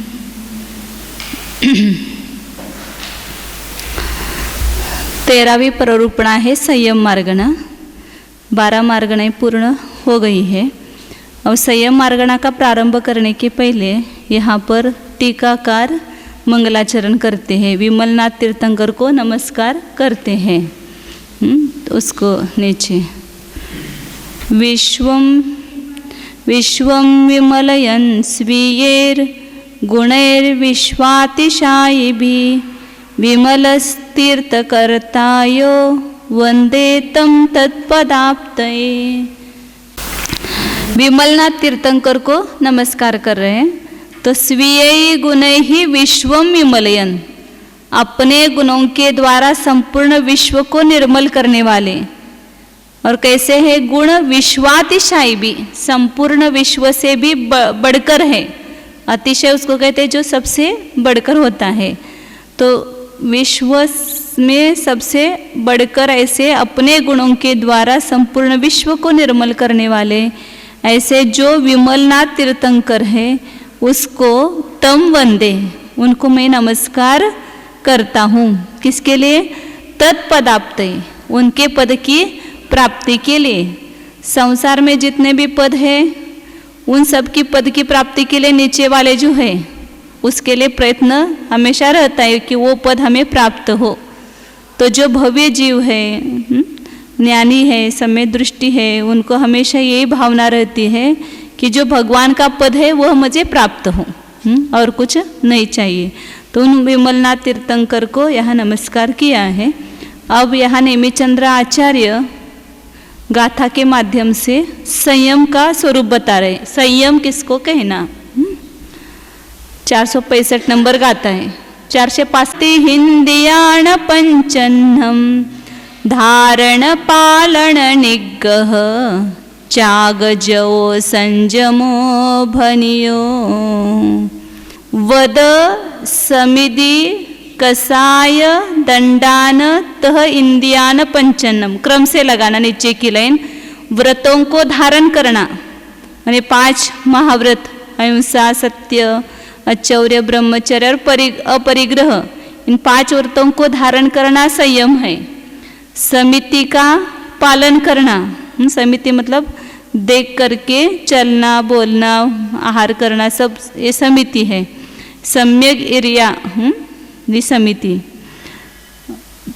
तो समितियों का पालन करना। कषायों का निग्रह करना, ये भी संयम, मतलब कषायों को रोकना, वो संयम है। दंड मतलब मन, वचन, काय, ये इनको तीनों को दंड कहते हैं। उसका त्याग करना माने मन, अशुभ मन, वचन, काय से निवृत्ति करना। और इंद्रियान जो 5 इंद्रियों पर, पंचन्नम इंद्रियान 5 इंद्रियों पर विजय प्राप्त करना। मतलब 5 इंद्रियों पर विजय कैसे प्राप्त किया जाता है? उसके अनिष्ट विषयों में राग द्वेष नहीं करना। सबसे बड़ा दंड म्हणजे मन, वचन, काय ह्या तिन्हीला मिळून दंड म्हणतात. मन, वचन, काय याला दंड म्हणतात. अनर्थ दंड विरती व्रत करतो की नाही आपण, ने अनर्थ जो बिना कारण मन, वचन, काय की क्रिया उसको दंड कहते हैं. उस दंड शब्दशः अर्थाच आहे. हे तिन्हीला मिळूनच दंड म्हणतात. असं मन, वचन, काय को ही दंड कहते हैं. हाँ, तो ये मन, वचन, काय मिला है वो सजा ही है ना. इसलिए दंड कहते हैं उसको. दंडों का त्याग करते हैं.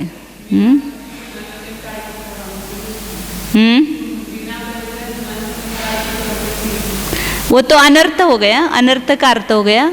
और दंड मतलब मन, वचन, काय की प्रवृत्ति, उसको दंड कहते हैं. और उसका त्याग करना यानी गुप्ती आ गई ना इसमें. मन, वचन, काय दंडों का त्याग किया मतलब ये गुप्ती आ गई. दोनों है तो निश्चय से दोनों भी लेंगे. निश्चय से मन, वचन, काय की शुभ और अशुभ दोनों से निवृत्ति करना. लेकिन व्यवहार जब अपन गुप्ती आदि देखेंगे तो वहाँ अशुभ मन, वचन, काय की निवृत्ति करना, शुभ में प्रवृत्ति करना. तो इस प्रकार 5 इंद्रियों का विजय. तो सबसे कठिन कार्य कौन सा है? 5 इंद्रियों पर विजय प्राप्त करना. भले हमने रस छोड़ा है, ये छोड़ा है, वो छोड़ा है, लेकिन अंदर में जो, इसलिए कहते हैं ना संयम धारण करके विषयों से निवृत्ति होना, वो बहुत दुर्लभ, एक से एक दुर्लभ बातों में बताया है. संयम के बाद भी हम विषयों में प्रवृत्ति, अंदर जो मन की प्रवृत्ति वो चली जाती है, लेकिन उसको उससे हटाना, विरक्तता, वह वैराग्य, वह दुर्लभ है. तो इन सबको संयम कहा है. अब इसमें आगे संयम की प्राप्ति के लिए कौन कौन सा निमित्त चाहिए वो बता रहे हैं कर्मों की अपेक्षा. तो निश्चय से संयम क्या है? अपने संपूर्ण बाह्य पदार्थों से निवृत्त हो करके अपने आत्मा में अपने उपयोग को धारण करना. मतलब हमने संयम किया ना, उपयोग हमारा चंचल है, बाहर भटकता है, यही संयम असंयम है, उपयोग का असंयम. और उस उपयोग को हमने वहाँ से हटा करके अपने में धारण किया, तो वो सही निश्चय संयम है. और व्यवहार से ये सब जो 5 व्रतों को धारण करना, समितियों का पालन करना, कषायों का निग्रह करना, ये सब व्यवहार से संयम कहा जाता है. करणानियों का ग्रंथ होने से इसमें वर्णन ज़्यादातर व्यवहार नहीं की अपेक्षा से किया जाता है. अब 466 नंबर गाता है. बादर संजलनुदये सुमुदये समखये यमोहस्स संजम भावो नियमा होदित्ति जिने ही निदिट्टम. बादर संजलन उदये, बादर संज्वलन का उदय होने पर, मतलब ये किसकी अपेक्षा से 90 गुण स्थान तक कहा. छठे, सातवें, आठवें, 9वें गुण। संयम कहाँ से है? छठे गुणस्थान से 12वें गुणस्थान तक। आगे भी है लेकिन इसकी निवृत्ति की अपेक्षा से बताया। तो बादर संज्वलन का उदय होने पर 9वें गुणस्थान तक बादर संज्वलन का उदय है। फिर 10वें गुणस्थान में सूक्ष्म लोभ का उदय है। जैसे वस्त्र के ऊपर लालिमा रहती है, थोड़ी लाल छटा रहती है, उसके समान थोड़ा सा जहाँ अपने अभी स्वप्नासार देखा था उसमें सूक्ष्म कृष्टीकरण करता है। उसके बाद उसी सूक्ष्म कृष्टियों से 10वें गुणस्थान में लोभ का उदय होता है, वह सूक्ष्म लोभ। उसका उदय होने पर या मोहस्य समखये, मोह का उपशम होने पर 11वें गुणस्थान की अपेक्षा से, और मोह का क्षय होने पर मतलब 12वें गुणस्थान में। तो पांचों प्रकार के संयम में गर्भित होना चाहिए ना, तो अलग अलग निमित्त बताया। संयम भाव नियमा होदिति, नियम से संयम भाव की प्राप्ति होती है, ऐसा जिनेन्द्र भगवान ने कहा है। ये सब निमित्त रूप से कौन कौन से कर्म का उदय रहता है ये बताया। 9वें गुणस्थान तक बादर संज्वलन कशा है, वहां पर क्रोध, मान, माया, लोभ चारों का उदय रहेगा। सूक्ष्म उदय में सूक्ष्म लोभ का उदय, फिर मोहनीय का पूरा उपशम 11वें गुणस्थान में, और 12वें गुणस्थान में मोहनीय का पूर्ण क्षय होने पर यथाख्या संयम होता है। अब किस में कौन सा संयम होता है वो आगे करेंगे। तो पहले सामयिक और छेदोपस्थापना संयम है ना, उसमें संज्वलन कषाय का क्षोभशम लिया है। उसके सर्वघाती स्पर्धकों का उदयाभावी क्षय, माने संपूर्ण शक्ति को ढकने वाले जो स्पर्धक थे उनका उदय हुए भी अभाव हुए बिना वहाँ पर गुण प्रकट नहीं होता है। तो सर्वघाती स्पर्धकों का अभाव हुआ और देशघाती स्पर्धकों का उदय है। और जो भविष्य काल में उदय हुए आने वाले जो सर्वघाती स्पर्धक है उनका क्या है? उपशम है। इस प्रकार जब अवस्था रहती है तो सामयिक और छेदोपस्थापना और परिहार विशुद्धि 3 संयम है। सूक्ष्म लोभ का उदय होने पर सूक्ष्म सांप्राय संयम रहता है, और मोहनीय का उपशम होने पर वहाँ पर एक तो उपशांत मोह, उसको भी यथाख्यात संयम ही कहेंगे सभी को, और क्षय उपशम होने पर भी और क्षय होने पर भी कौन सा संयम रहता है? यथाख्यात संयम होता है। इस प्रकार इन 5 संयमों के निमित्त बताए। अब एक एक की व्याख्या करते हैं आगे। में निमित्त मतलब हमने बाहर से व्रत तो धारण किया, लेकिन जब तक अनंतानुबंधी कषा है, अप्रत्याख्यानावरण कषा और प्रत्याख्यानावरण कषा है, इनके उदय का अभाव नहीं होगा, और संज्वलन के भी सर्वघाती स्पर्धकों के उदय का अभाव नहीं होगा, तब तक वह संयम भाव की प्राप्ति नहीं है। या जब संयम भाव की प्राप्ति हुई है तो वहाँ इन कषायों का वहाँ पर क्षोभशम हुआ है, ऐसा समझना। मतलब उदयाभावी क्षय और वहाँ देशघाती स्पर्धकों का उदय हुआ है। भाषा निमित्त की दोनों तरफ से होती है, ये होने पर यह होता है, या जब ऐसा भाव होता है तो वहाँ पर ये निमित्त रूप से रहेगा, तो वह संयम भाव की प्राप्ति होती है। अब इसी का खुलासा 467 नंबर गाता है। बादर संजलन उदये बादर संजमतियम कुपरिहारो पमदिदरे सुहुमुदये सुहुमो संजम गुणो होती। सामान्य रूप से पहले संयम के सभी प्रकारों के लिए 4 निमित्त बताए थे। बादर संज्वलन का उदय, सूक्ष्म लोभ का उदय, उपमोहनी का उपशम और मोहनी का क्षय, ये होने पर संयम भाव होता है। अब किस में कौन सा संयम होता है? अभी जो अपन ने घटित किया था वही बताया रहेगा आता में। बादर संज्वलन उदय, बादर संज्वलन का उदय होने पर, बादर संज्वलन मतलब यहाँ आगे सूक्ष्म है उसकी अपेक्षा से इसको बादर कहा है। स्पर्धकगत लोभ का उदय जहाँ तक है उसको बादर कहेंगे, या बादर कृष्टि का भी उदय है तो भी उसको बादर ही कहेंगे। तो बादर संज्वलन का उदय होने पर बादर संजमत्यम 3 स्थूल संयम होते हैं, मतलब सामयिक, छेदोपस्थापना और परिहार विशुद्धि। परिहारो पमदिदरे, परिहार विशुद्धि संयम केवल कहाँ पर होता है? प्रमत्त और अप्रमत्त, उसका स्वरूप आगे बताएंगे परिहार विशुद्धि संयम का। सुहुमदय सुहुमो, सूक्ष्म लोभ का उदय होने पर मतलब कषायों का सूक्ष्म, मतलब उसमें से लोभ का ही उदय होता है, वहाँ पर सूक्ष्म सांप्राय संयम गुण प्राप्त होता है। तो 3 का बताया। अब उपशम और क्षय से कौन सा संयम होता है वह बता रहे हैं। 5 प्रकार का संयम है ना, सामायिक, चेतोपस्थापना, परिहार विशुद्धि, सूक्ष्म सांप्राय और यथाख्यात। तो क्रम से ये बताए कि बादर संज्वलन का उदय होने पर पहले 3 संयम है, सूक्ष्म लोभ का उदय होने पर सूक्ष्म सांप्राय संयम होता है 10वें गुण स्थान में, और आगे अब यथाख्यात संयम बताते हैं।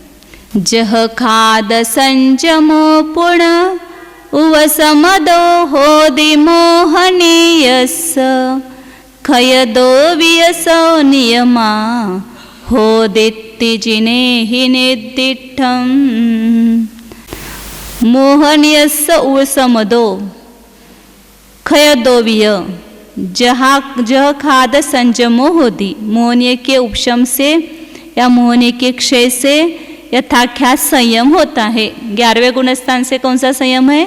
यथाख्यात संयम। जैसा आत्मा का स्वरूप है, जैसा बताया है यथाख्यात, तथा वहाँ पर क्या हो गया? प्रकट हो गया। तो पूरे मोहनीय का उपशम या क्षय होने पर यथाख्यात संयम होता है। ऐसा सो नियमा होती, मतलब नियम से होता है, ऐसा जिन्हें ही निर्दिष्टम, जिनेन्द्र भगवान ने कहा है। अब संयम मार्गणा के अंतर्गत ही और 2 भेद लिए हैं, देश संयम और असंयम, उसका स्वरूप बता रहे हैं। 5वें गुण स्थान के अंतर्गत है तदेय कसायुदयेण विरदा विरदो गुणो हवे जुगवम विदीय कसायुदयेण असंजमो होदि नियमेन। तदीय कसाय उदयन, तीसरा कषाय मतलब प्रत्याख्यानावरण कषाय, उसके उदय से विरता विरत, उसको ही क्या कहते हैं? देश संयत, माने आंशिक रूप से विरत हुआ है और आंशिक रूप से अभी विरत नहीं है। त्रस वध का से निवृत्ति हुई है, स्थावर वध से निवृत्ति नहीं हुई है। तो ऐसा वहाँ पर मिश्र चारित्र का परिणाम है। जैसे श्रद्धा का मिश्र परिणाम 3रे गुण स्थान में, ऐसे चारित्र का संयम का मिश्र परिणाम 5वें गुण स्थान में होता है। एक ही ऐसा भाव है उसमें विरता विरत, ऐसे दोनों परिणाम रहता है, मिश्र परिणाम रहता है। हाँ, तदीय कहा ना वहाँ पर, तदीय मतलब तीसरा कषाय कौन सा है? प्रत्याख्यानावरण बता दिया ना वहाँ पर। प्रत्याख्यानावरण इतना बड़ा शब्द नहीं हुआ, सूत्र में छोटे शब्द से काम चलाते हैं। अनंतानुबंधी के लिए केवल अन कहेंगे और मिथ्यात्व के लिए मिच्छ कहेंगे खाली। ऐसे प्रत्याख्यानावरण कषाय के लिए तीसरा कषाय ऐसा कहा। उस तीसरे कषाय के उदय से विरता विरत गुण होता है एक साथ। 5व्या गुणस्थानामध्ये देश संयम होतं ना, ते सांगतात। हाँ, संयम कहो या विरता विरत कहो, दोनों भी नाम आते। त्रस वध से संयम हुआ है और स्थावर वध का भी त्याग नहीं किया है, इसलिए उसको असंयम कहते हैं। 12 प्रकार की अविरति है, उसमें से एक ही अविरति हुई है, बाकी 11 प्रकार की अभी अविरति उसमें मौजूद है। अब दूसरे कषाय के उदय से मतलब अप्रत्याख्यानावरण कषाय के उदय से असंजमो होदि नियम से वो असंयम होता है। मतलब प्रत्याख्यानावरण कषाय का उदय 4थे गुणस्थान में है, तो वह नियम से क्या है? असंयम है। पहले गुणस्थान तक ऐसे, पहले गुणस्थान से 4थे गुणस्थान तक है, लेकिन पहले गुणस्थान में तो अनंतानुबंधी के उदय से भी वहाँ पर असंयम भाव है। लेकिन यहाँ मुख्य अपेक्षा से असंयम कब तक होता है? कि जब तक अप्रत्याख्यानावरण कषाय का उदय है तब तक असंयम भाव है, क्योंकि अप्रत्याख्यानावरण कषाय का उदय का कार्य क्या है? देश संयम का घात करना, मतलब देश संयम को प्रकट न होने देना, इसलिए असंयम है उसको निमित्त बताया।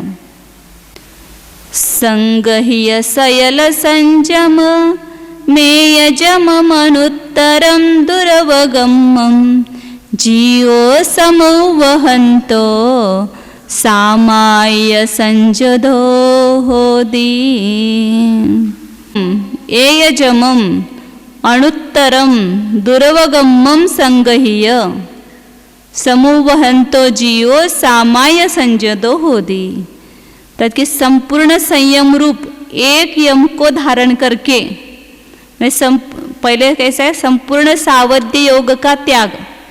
जब मुनिराज दीक्षा लेते हैं तो कौन सा नियम लेते हैं? सामायिक की प्रतिज्ञा करते हैं, सामायिक संयम के। मतलब मैं संपूर्ण सावध्य का त्याग करता हूँ, उसको एक संयम कहते हैं। तो वह सामायिक संयम हो गया। और उसका फिर भेद रूप से ग्रहण करेंगे तो छेदोपस्थापना संयम हुआ। 5 व्रत, 3 गुप्ती, 5 समिति, ऐसे 28 मूलगुण रूप से धारण किया तो वो छेदोपस्थापना संयम हुआ। तो संपूर्ण संयम जो एक ही संयम है, उसको कैसा है वह संयम? अनुत्तरम। अनुत्तर मतलब जिससे उत्तर कोई नहीं, सबसे श्रेष्ठ क्या है? संयम है। और दुर्वगमम, ऐसा मिलना बहुत दुर्लभ है, बहुत कठिनता से प्राप्त होता है। उसके लिए बहुत कुछ कष्ट करना चाहिए। कष्ट मतलब प्रयत्न, पुरुषार्थ की आवश्यकता है। तो दुर्वगम मतलब प्राप्त करना कठिन है। ऐसे संपूर्ण संयम को ग्रहण करके उसको धारण करने वाला, उसका वहन करने वाला, क्योंकि हमने बीड़ा तो उठाया कि हम ये काम करेंगे, लेकिन यदि उसका निर्वाह नहीं करे तो उस प्रतिज्ञा का कोई उपयोग नहीं। प्रतिज्ञा लेकर के फिर उसका क्या करो? निर्वाह करो। तो सामायिक की प्रतिज्ञा ली और उसका जिसने निर्वाह किया वही सामायिक संयत होता है। ऐसा जीव सामायिक संयत है। इतना दुर्लभ है। तो हमने संयम तो धारण किया, लेकिन उस संयम की महिमा हमें नहीं है अंदर से, तो फिर वो संयम क्या हो जाएगा? संयमाची महिमा पाहिजे ना। आपण जे घेतलंय, जो हमें मिला है, रत्नत्रय मिला, तो कितनी दुर्लभता से हमें ये वस्तु प्राप्त हुई है। जैसे संसार में कोई वस्तु अपने को बहुत मिलती नहीं, कहीं पर भी, कहीं कहीं पर ही मिलती है, तो उसको हम कितना संभाल संभाल करके उसका उपयोग करते हैं कि नष्ट न हो जाए, ये ठीक बनाई रहे वस्तु, फिर नहीं मिलेगी। ऐसे संयम के बारे में भी हमें अंदर से ऐसा लगना चाहिए कि संयम प्राप्त होना कठिन था, वो वस्तु हमने प्राप्त की है, अब इसको हम क्या करेंगे? सुरक्षित रखेंगे, इसको नष्ट नहीं होने देंगे, निर्वाह करेंगे इसका पूरी तरह से।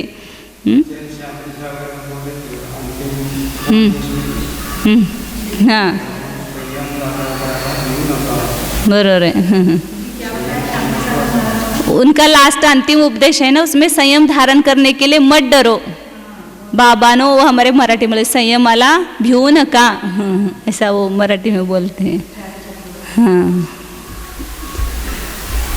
अब आगे छेदोपस्थाप 471 नंबर गाता है, 471 गाता नंबर। छेतूणय पर्यायम पुराणम जोठवेयि अप्पाणम पंचजमे धम्मे सो छेदो वट्ठावगो जीवो। माने वास्तव में संयम ये जीव का गुण है और संयम जीव के आश्रित ही होगा। संयम हम बाहर से देखते तो ये जीव का घात नहीं करना माने संयम, ये झूठ नहीं बोलना माने संयम, तो वो बाहर की क्रिया मतलब संयम नहीं है। वो जब अंदर वो उस प्रकार का गुण प्रकट होता है तो उस जीव की जो बाह्य क्रिया होती है उसको उपचार से संयम कहा गया है।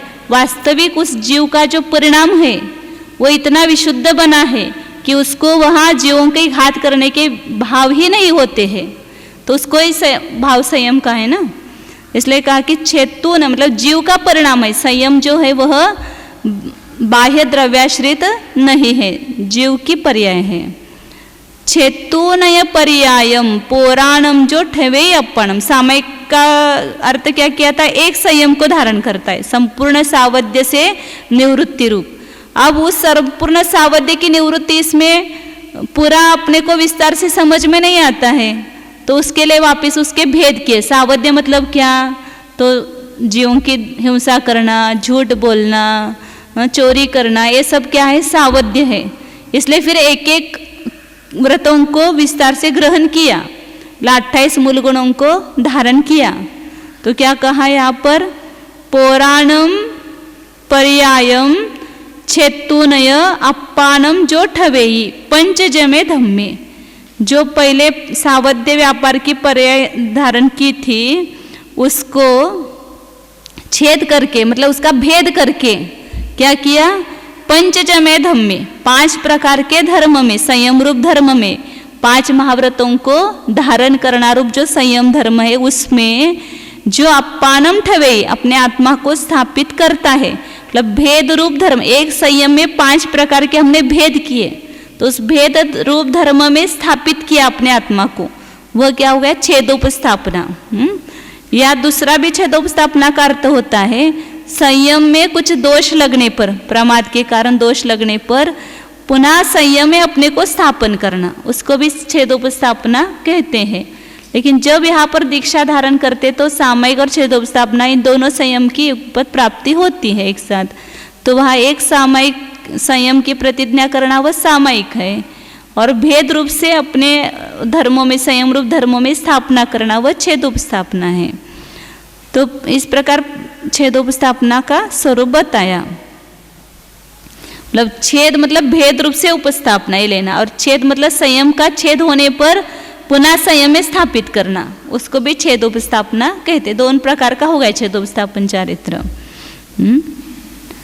प्रायश्चित्त के द्वारा अपने किए हुए जो दोष है उसका परिहार करने के लिए, पूर्व में धारण किया जो तप है उसको भी क्या करते हैं, छेद करके उसका दोष के अनुसार उसका छेद करके अपने आत्मा को निर्दोष संयम में स्थापित करते हैं, वह भी छेदोपस्थापक संयत है।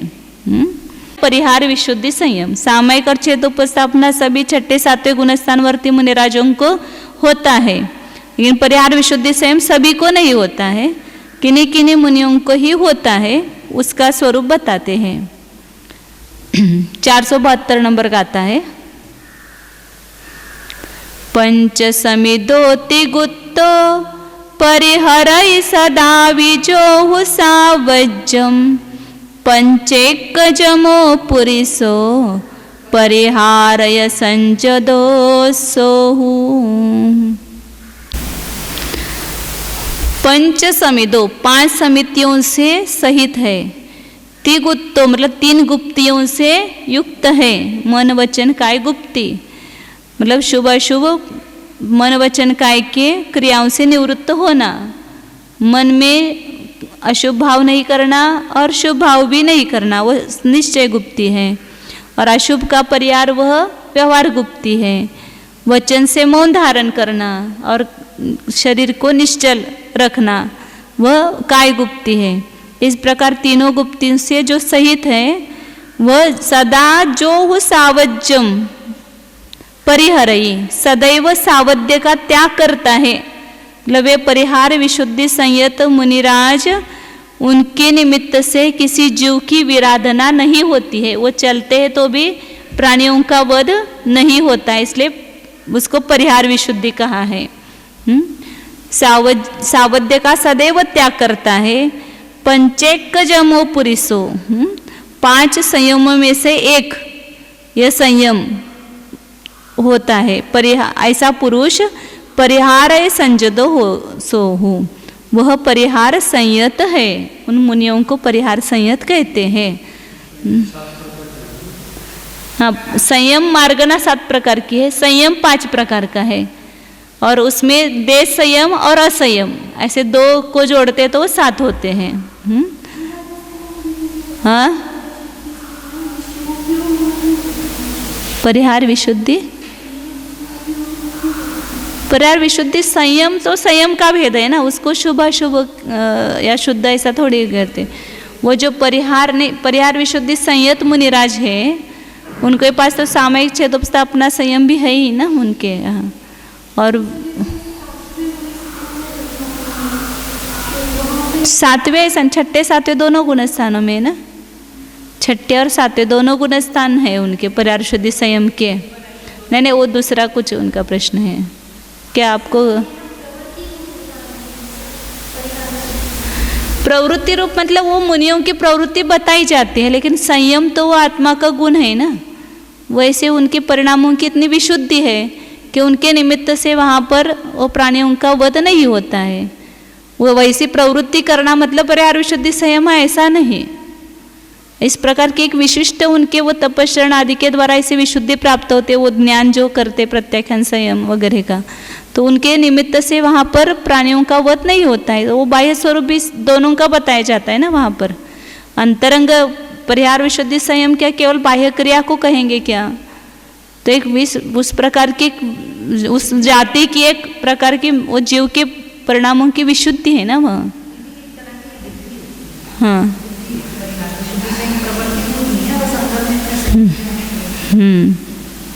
अभी आगे उसका स्वरूप बताते हैं। परिहार विशुद्धि संयम किनको होता है और उसका क्या स्वरूप वो बता रहे हैं। 473 नंबर गाता है। तीसं वासो जम्मे वासपुतत्तं खुतित्थयरमूले पच्छखाणं पडिदो संजून दुगाउय विहारो। किनको होता है वो पहले बताते हैं। तीसम वासो जन्मे मतलब जन्म से लेकर के, मतलब जो गर्भावस्था के भी उसमें गृहित होंगे। 30 वर्ष तक जो सदा सुख से सुखी रहा है वही जीव लेना है। जैसे राजकुमार है, सेठ का पुत्र है, ऐसे सुखी जीव होंगे। गरीब और बहुत कष्ट करने वाला नहीं होगा, सुखपूर्वक बीतने चाहिए उनके। तो 30 वासो जन्मे, जन्म से लेकर के उसके 30 वर्ष वो गृहस्थावस्था में रहता है। फिर वहाँ उसके बाद में दीक्षा धारण करके 1 वर्ष पृथक्त्व पर्यंत तीर्थरमूले, तीर्थंकर के पादमूल में पच्छखाणम पड़े दो, प्रत्याख्यान नामधेय नाम का जो 9वां पूर्व है, अपन ने 14 पूर्व का स्वरूप देखा था, तो उसमें जो 9वां पूर्व है उसको जो तीर्थंकर के पादमूल में उसका पठन करता है, पढ़ता है। तो 30 वर्ष के बाद दीक्षा ली और फिर उसके बाद 7-8 साल तक उसका अध्ययन किया। फिर उसके बाद उसको परिहार विशुद्धि संयम प्राप्त होता है। वो कैसा रहता है? संजून दुगाउय विहारो, संध्या काल में, संध्या काल से रहित, सर्व काल में, मतलब केवल संधि काल जो है वह उस समय विहार नहीं करेंगे। अन्य काल में दररोज हर रोज 2 कोस प्रमाण ही विहार करते हैं। 2 कोस म्हणजे किती किलोमीटर झालं? 1 कोस में 1.5 किलोमीटर आता है ना? हाँ हाँ हाँ, मील 2.5 आता है शायद। हाँ 3 किलोमीटर होता है बराबर। तो 6 किलोमीटर समझो कि रोज, क्योंकि कोस अभी कोई जानता नहीं है, तो 6 किलोमीटर हर रोज विहार करते हैं और रात्रि में विहार रहित होते हैं। और उनको कोई वर्षा काल की स्थापना करने की आवश्यकता नहीं है, मतलब चातुर्मास स्थापना की आवश्यकता नहीं, क्योंकि वो गमन करेंगे तो भी प्राणियों की, जीवों की हिंसा नहीं होगी। चातुर्मास की स्थापना किस लिए है? जीवों के वध का त्याग करने के लिए है, और इसलिए वो वर्षा काल के नियम से रहित है। वे परिहार विशुद्धि संयत होते हैं, मतलब प्राणी वध से जो निवृत्त हुए हैं और उसके द्वारा इस प्रकार की विशिष्ट शुद्धि जिनमें है वह परिहार विशुद्धि संयम कहलाता है। मतलब संयम है और उस संयम को धारण करने वाले वे जीव परिहार विशुद्धि संयत कहलाएंगे। जीव का विशेषण किया तो संयत कहना, और उसका जो गुण है संयम गुण, उसका विशेषण कहे तो संयम कहना, परिहार विशुद्धि संयम, और उसको धारण करने वाला जीव परिहार विशुद्धि संयत कहेंगे। तो इसका जगन्य काल अंतर्मुहूर्त और उत्कृष्ट काल 38 वर्ष कम पूर्व कोटि, किसी की पूर्व कोटि की आयु है और 38 वर्ष में प्राप्त हो गया परिहार विशुद्धि संयम, और अंतिम तक वह रह सकता है। तो 38 वर्ष में एक पूर्व कोटि में 38 वर्ष कम करो उसमें से, तो उतने साल तक उसका उत्कृष्ट काल बताए परिहार विशुद्धि संयम का। या अंतर्मुहूर्त में भी प्राप्त किया, श्रेणी पर आरोहण हो गया, तो वापिस वो 8 अधिक 9 गुण स्थान में नहीं है। 30 साल का होने पर दीक्षा धारण किया और फिर आगे वर्ष पृथक्त्व तक प्रत्याख्यान नामधेय का पठन किया, तो 1 वर्ष पृथक्त्व मतलब 8 वर्ष गए। इस प्रकार 38 वर्ष में प्राप्त हुई।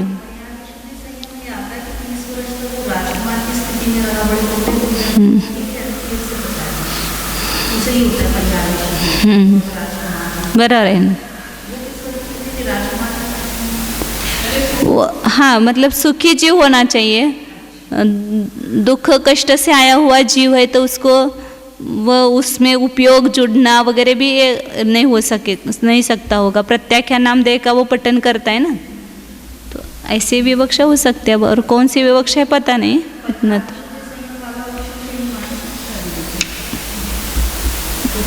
उसका निषेध नहीं तो कर सकता है उसमें। आगे अब उसी का सूक्ष्म विहार करता हुआ भी जिस प्रकार पद्मपत्र कमलनी का पत्ता पानी से लिप्त नहीं होता है, ऐसे वे पाप समूह से लिप्त नहीं होते, नहीं उनसे जीव की विराधना नहीं होती है, ऐसा कहें। अब आगे 474 नंबर का आता है। ओहम वेदंतो जीओ वसाम गो वखव गोवा सो सुहम संपराओ जखाए नूनवो किंची। सूक्ष्म लोभ का वेदन करने वाला जीव उपशामक या क्षपक, 10वें गुणस्थान में दोनों जीव है ना, उपशम श्रेणी पर आरोहण किए हुए या शपक श्रेणी पर आरोहण किए हुए दोनों हैं। स्वसुम संपराओ, वे सूक्ष्म सांप्राय संयत है और वे यथाख्यात से कुछ कम है। अभी यथाख्यात चारित्र प्राप्त होने में थोड़ी कमी रही है, उतना लोभ है, वह लोभ का उदय कि जो नहीं के बराबर है थोड़ा सा, इसलिए वहाँ पर वो सूक्ष्म सांप्राय संयत कहा है उसको। अब आगे बताते और यथाख्यात संयत का स्वरूप बताते। संते खीनेवा असुहे कम्मम्मि मोहने यम्मि छदुमट्ठो वजिनो वा जखादो संजदो सोदू। कौन है, किसको कहते हैं कि मोहनियम्मि कम्मम्मि असुहे वह संते खीनेवा, अशुभ मोहनीय कर्म। मोहनीय कर्म कैसा है, अशुभ ही है, शुभ नहीं है। अशुभ मोहनीय कर्म का उपशम होने पर या खीने मतलब क्षय होने पर छदुमट्ठोय जिनोवा, छदमस्त मतलब उपशांत कषाय छदमस्त, क्षीण कषाय छदमस्त। 11वें और 12वें गुणस्थान में उसको क्या कहते हैं, छदमस्त।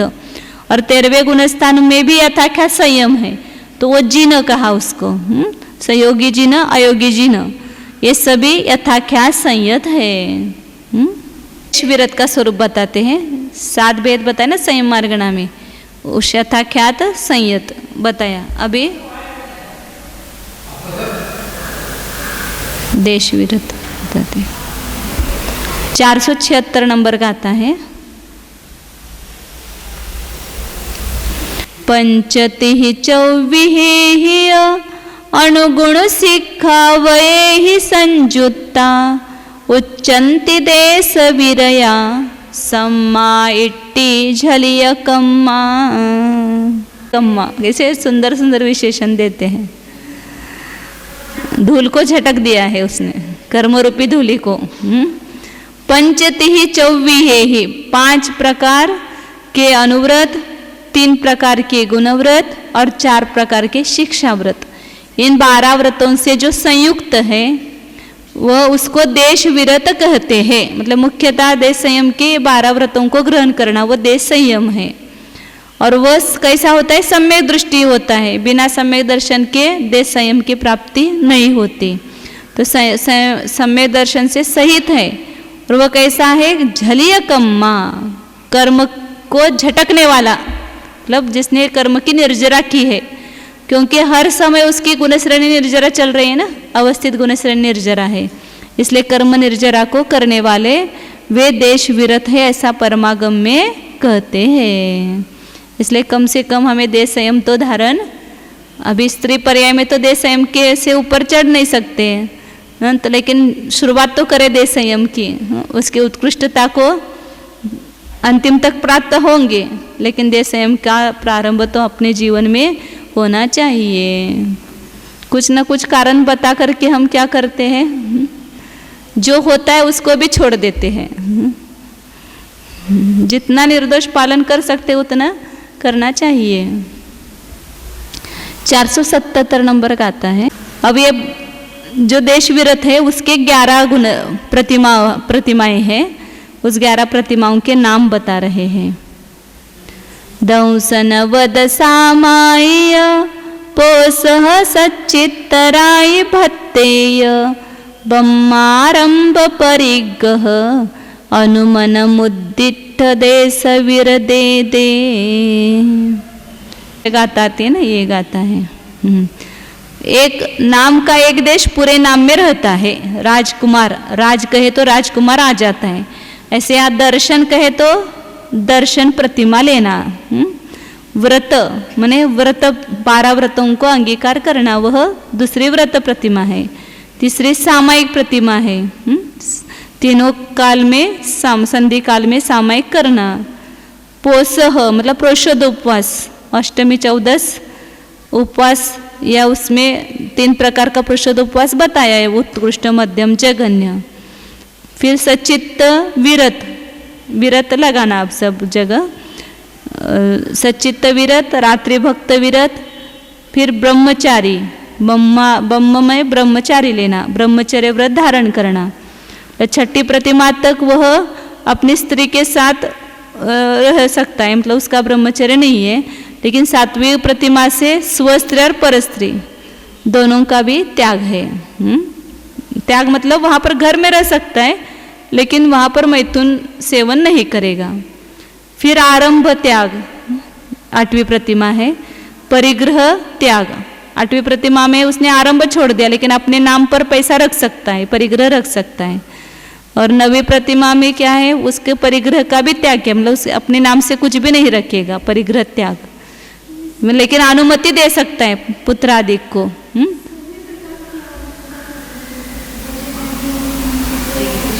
ऐसे तो आरंभ त्याग का तो वही होता है। दूसरा आरंभ क्या है, गृहस्थ अवस्था में वो आरंभ कर रहा था, अब वो आरंभ छोड़ दिया उसने। दूसरे मतलब कोई करने वाले हैं, अपने कुछ काम नहीं है, तो उसने वैसे विरति कर ली कि अपने को क्यों फिर जीवों की विराधना करे। अभी बहू है वो बनाएगी, वो खिलाएगी, तो अपने को ऐसा हिंसा का दोष नहीं लगाना है। इसलिए ऐसे भाव उसके हुए तो उसने आरंभ का भी त्याग कर दिया।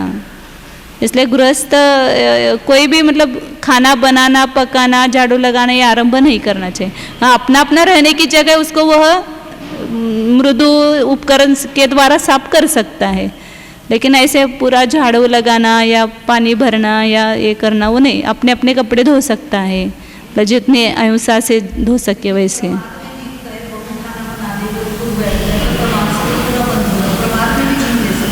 वो भावों से निवृत्ति की है ना, उसने भाव की है उसने कि मैं कुछ भी मतलब आरंभ नहीं करूँगा। ऐसे प्रमाद में थोड़ी गवा रहे हैं, वो तो पूरा पुरुषार्थ इसमें लगाएगा ना। प्रमाद करेगा तो उसको व्रत कैसे कहेंगे। आरंभ त्याग करके क्या टीवी देखेगा क्या, वह सामायिक करेगा, स्वाध्याय करेगा, आत्मा की भावना करेगा, यही काम करेगा ना, उसको प्रमाद थोड़ी कहते। फिर परिग्रह का त्याग, फिर क्या अनुमति भी त्याग। 10वें में घर में भी रह सकता है या मंदिर आदि में भी रह सकता है, लेकिन वहाँ पर उसके उद्देश्य से कोई खाना बनाए और उसको बुलाए तो चल सकता है 10वीं प्रतिमा में। और 11वीं प्रतिमा में उद्दिष्ट का त्याग कहाँ है, रह सकता है नहीं, घर में भी रह सकता है, वह निवृत्त होकर के रहे, तो किसी में मिले जुले नहीं, मतलब कोई कार्यक्रम में या किसी अनुमति वगैरह देना नहीं किसी कार्य में। तो इस प्रकार 11 प्रतिमा उनका स्वरूप मतलब 11 प्रतिमाओं का नाम बताया। ये सभी देश संयत के भेद बताए बता रहे हैं। 478 नंबर का आता है। जीवा 14 सभेया इंद्रिय विषयात हट्टवी संतु जेते सुनेव वीरया असंजदाते मुने यौवा। जीवा 14 सभेया, जीव कितने प्रकार के 14, हमने 14 जीव समास है ना, एकेंद्रिय द्विंद्रिय त्रिंद्रियादि सूक्ष्म बादर वगैरह, पर्याप्त पर्याप्त, ये 14 प्रकार के जीवों के भेद। और इंद्रिय विषयात 28, इंद्रियों के विषय कितने हैं 28, मतलब प्राणी संयम और इंद्रिय संयम 2 प्रकार का संयम है ना। तो जीवों से भी वह विरत नहीं है और इंद्रियों के विषयों से भी विरत नहीं है। जे तेस्व नैव विरया, उन दोनों में भी जो विरत नहीं है वे असंयत है, ऐसा जानना चाहिए। ने प्राणीवध का भी त्याग नहीं किया और इंद्रियों के विषयों का भी त्याग नहीं किया, तो वह अविरत असंयत है। अब वो 28 प्रकार के नाम आए यहाँ पर, इंद्रिय विषयों की संख्या बताई, तो कौन कौन से 28 भेद हैं उसको कहते हैं। पंचरस पंचवन्ना, 2 गंधा 8 फास 7 सरा, मन सहित 28 इंद्रिय विषया मुने दवा। ये सभी को पता है। 2 वर्ण, 5 वर्ण, 2 गंध, 8 स्पर्श और 7 स्वर ने स्वर, षडज, ऋषभ, गांधार, मध्यम, पंचम, दैवत, निषाद। अपने संक्षेप में सा रे ग म प ध नि, ये रूप 7 स्वर है, 7 प्रकार के। तो इस प्रकार 27 इंद्रियों के विषय हो गए और मन सहित, मन का एक विषय, इस प्रकार 28 विषय हुए। मन का एक विषय कहा है, लेकिन मन के कितने विषय हैं, कितने बहुत सारे, ढेर सारे हैं, लेकिन एक सामान्य रूप से उसको एक कहा है। 28 इंद्रियों के विषय जानना चाहिए। अब यहाँ पर जीव कौन कौन से संयमी कितने हैं वो बता रहे हैं। पमदादि 480 नंबर का आता है। पमदादि 54 जुदी, सामाय दुगंकमेन से सत्यम, 7 सहस्रा नवसय नवलखाते ही परिहीणा। सामायिक और छेदोपस्थापना संयत, उनका गुणस्थान कितना है, 6 से लेकर 90 तक। ये 2 प्रकार के संयमी जीव है। तो चारों गुणस्थानों की जो संख्या है, 6 गुणस्थान वर्ती कितने होते, ज्यादा से ज्यादा उत्कृष्ट रूप से है 5,93,98,206। ये प्रमत्त, अप्रमत्त कितने हैं, 2,96,99,103। इन दोनों को जोड़ो, फिर उसमें 8वें और 9वें शपक और उपशमक दोनों मिला करके उपशमक कितने हैं, 299। इसमें भी 3 भेद है, 3 मत है, कोई 300 भी कहते हैं, कोई 304 भी कहते हैं। और उपशमक 90 गुणस्थानवर्ती भी उतने ही। क्षपक का पूर्वकरण 598 या 608 भी मानते हैं। शपक का निवृत्तिकरण है वो भी 598। इन सब का जोड़ करो, इन सबको जोड़ने पर कितने होते हैं, 8,90,99,103। इतने ही सामायिक संयमी और इतने ही छेदोपस्थापना संयत हैं। और सामाय दुगम कमेन से सत्यम, क्रम से 3, परिहार विशुद्धि संयत, सूक्ष्म सांप्राय संयत और यथाख्यात संयत। ये कितने हैं, 7 सहस्रा नवसय नवलखा, 6-7 हजार बताए ना उसमें। 7 सहस्रा मतलब 7,000 होता है, उसमें 3 कम करना बराबर है। जो परिहार विशुद्धि संयत ज्यादा से ज्यादा कितने हो सकते हैं, 6,997, 7,000 में 3 कम करना। और सूक्ष्म सांप्राय कितने हैं, 900, उसमें 3 कम करना मतलब 897। और जो यथाख्यात संयमी है वो कितने हैं, उसमें 9 लाख में 3 कम करना, 7,000 में 3 कम परिहार विशुद्धि वाले, 900 में 3 कम सामायिक नहीं, ये चौथे सूक्ष्म सांप्राय, क्योंकि दोनों के मिलाएंगे ना, उपशमक और शपक 598 और 299, इस प्रकार मिलाएंगे तो 897 होते हैं। और जो यथाख्यात संयत है 11, 12, 13, 14 गुणस्थान वर्ती, वे कितने हैं, 9 लाख में 3 कम, 8,99,997 इतने होते हैं। ये 5 संयमियों की संख्या बताए। अब देश संयत और असंयत कितने होते हैं वो बता रहे हैं आगे। 481 नंबर का आता है। पल्ला संख्ये जदिमम विरदा विरदान दव्व परिमाणम, पोत्तरासिहीनो संसारी अविरदान पमाणम। पल्ल असंख्येत जदिमम विरदा विरदान दव्व परिमाणम विरता विरत देश संयत मनुष्य और तिर्यंचे दोनों मिला करके कितने हैं पल्ले के असंख्यातवे भाग प्रमाण। मनुष्य तो संख्यात ही होंगे, तिर्यंचे ही असंख्यात है, वे पंचम गुणस्थानवर्ती है। पूतनासीहीनो देखो तिर्यंचे पांचवें गुणस्थानवर्ती हो सकते हैं और हम मनुष्य होकर के पंचम गुणस्थान नहीं धारण कर सकते हैं, ऐसा नहीं होता है। पूत राशिहीनो पूर्वोक्त राशि से हीन संसारियों का जो प्रमाण है वही अविरतों का प्रमाण है। मतलब संपूर्ण संसार राशि में से सामयिक छेदोपस्थापना परिहार शुद्धि सूक्ष्म सांप्रायता क्या थे 5 संयमी और वीरता विरत देश संयमी, इनका प्रमाण घटा दो। कितना घटेगा? बहुत थोड़ा। और बाकी सब संसारी जीव असंयत है। अपना नंबर किस में है वो देखो अब। असंयत में है, देश संयत में है, कहीं तो लगना चाहिए नंबर। असंयत में तो है ही अनादिकाल से, अब संयमियों में आना चाहिए। हाँ 13 करोड़ मनुष्य देश संयत है तो 13 करोड़ में अपना नंबर नहीं आ सकता है क्या?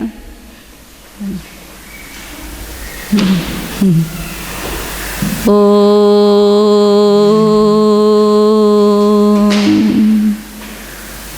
जानिए यह मैं शुद्ध चैतन्यमय जीव ही हूँ। अपने घर को देख बावरे, हे बावले, हे पागल, अपने घर को तो देख, कैसा है मेरा घर, अति सुंदर है। मैं अपने में ही, अपने गुणों में ही संयमित हूँ, अपने गुणों से, अपने घर से बाहर नहीं हूँ। असंख्यात प्रदेश यही मेरा घर है, अनंत गुण यही मेरे घर का वैभव है। मैं इसी घर में रहने वाला संयमी हूँ, इस घर से बाहर नहीं हूँ। पूर्व में नहीं था, अब भी नहीं हूँ, आगे भी नहीं रहूँगा। अपने स्वस्थान में स्थित होना यही स्वस्थता है। इस स्वस्थान को छोड़ करके उपयोग से बाहर भटकना यही दुरवस्था है। अपने उपयोग को, अपने घर को घर में लगाइए। यह मैं चैतन्य सदन हूँ।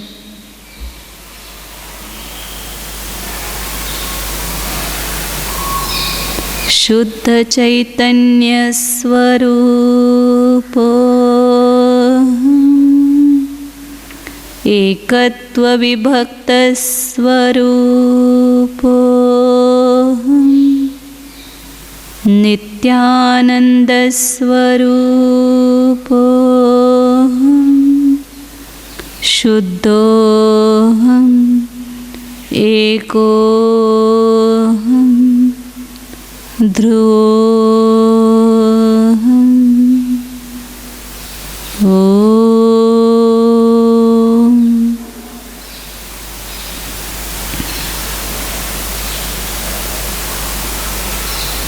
विसर्जन।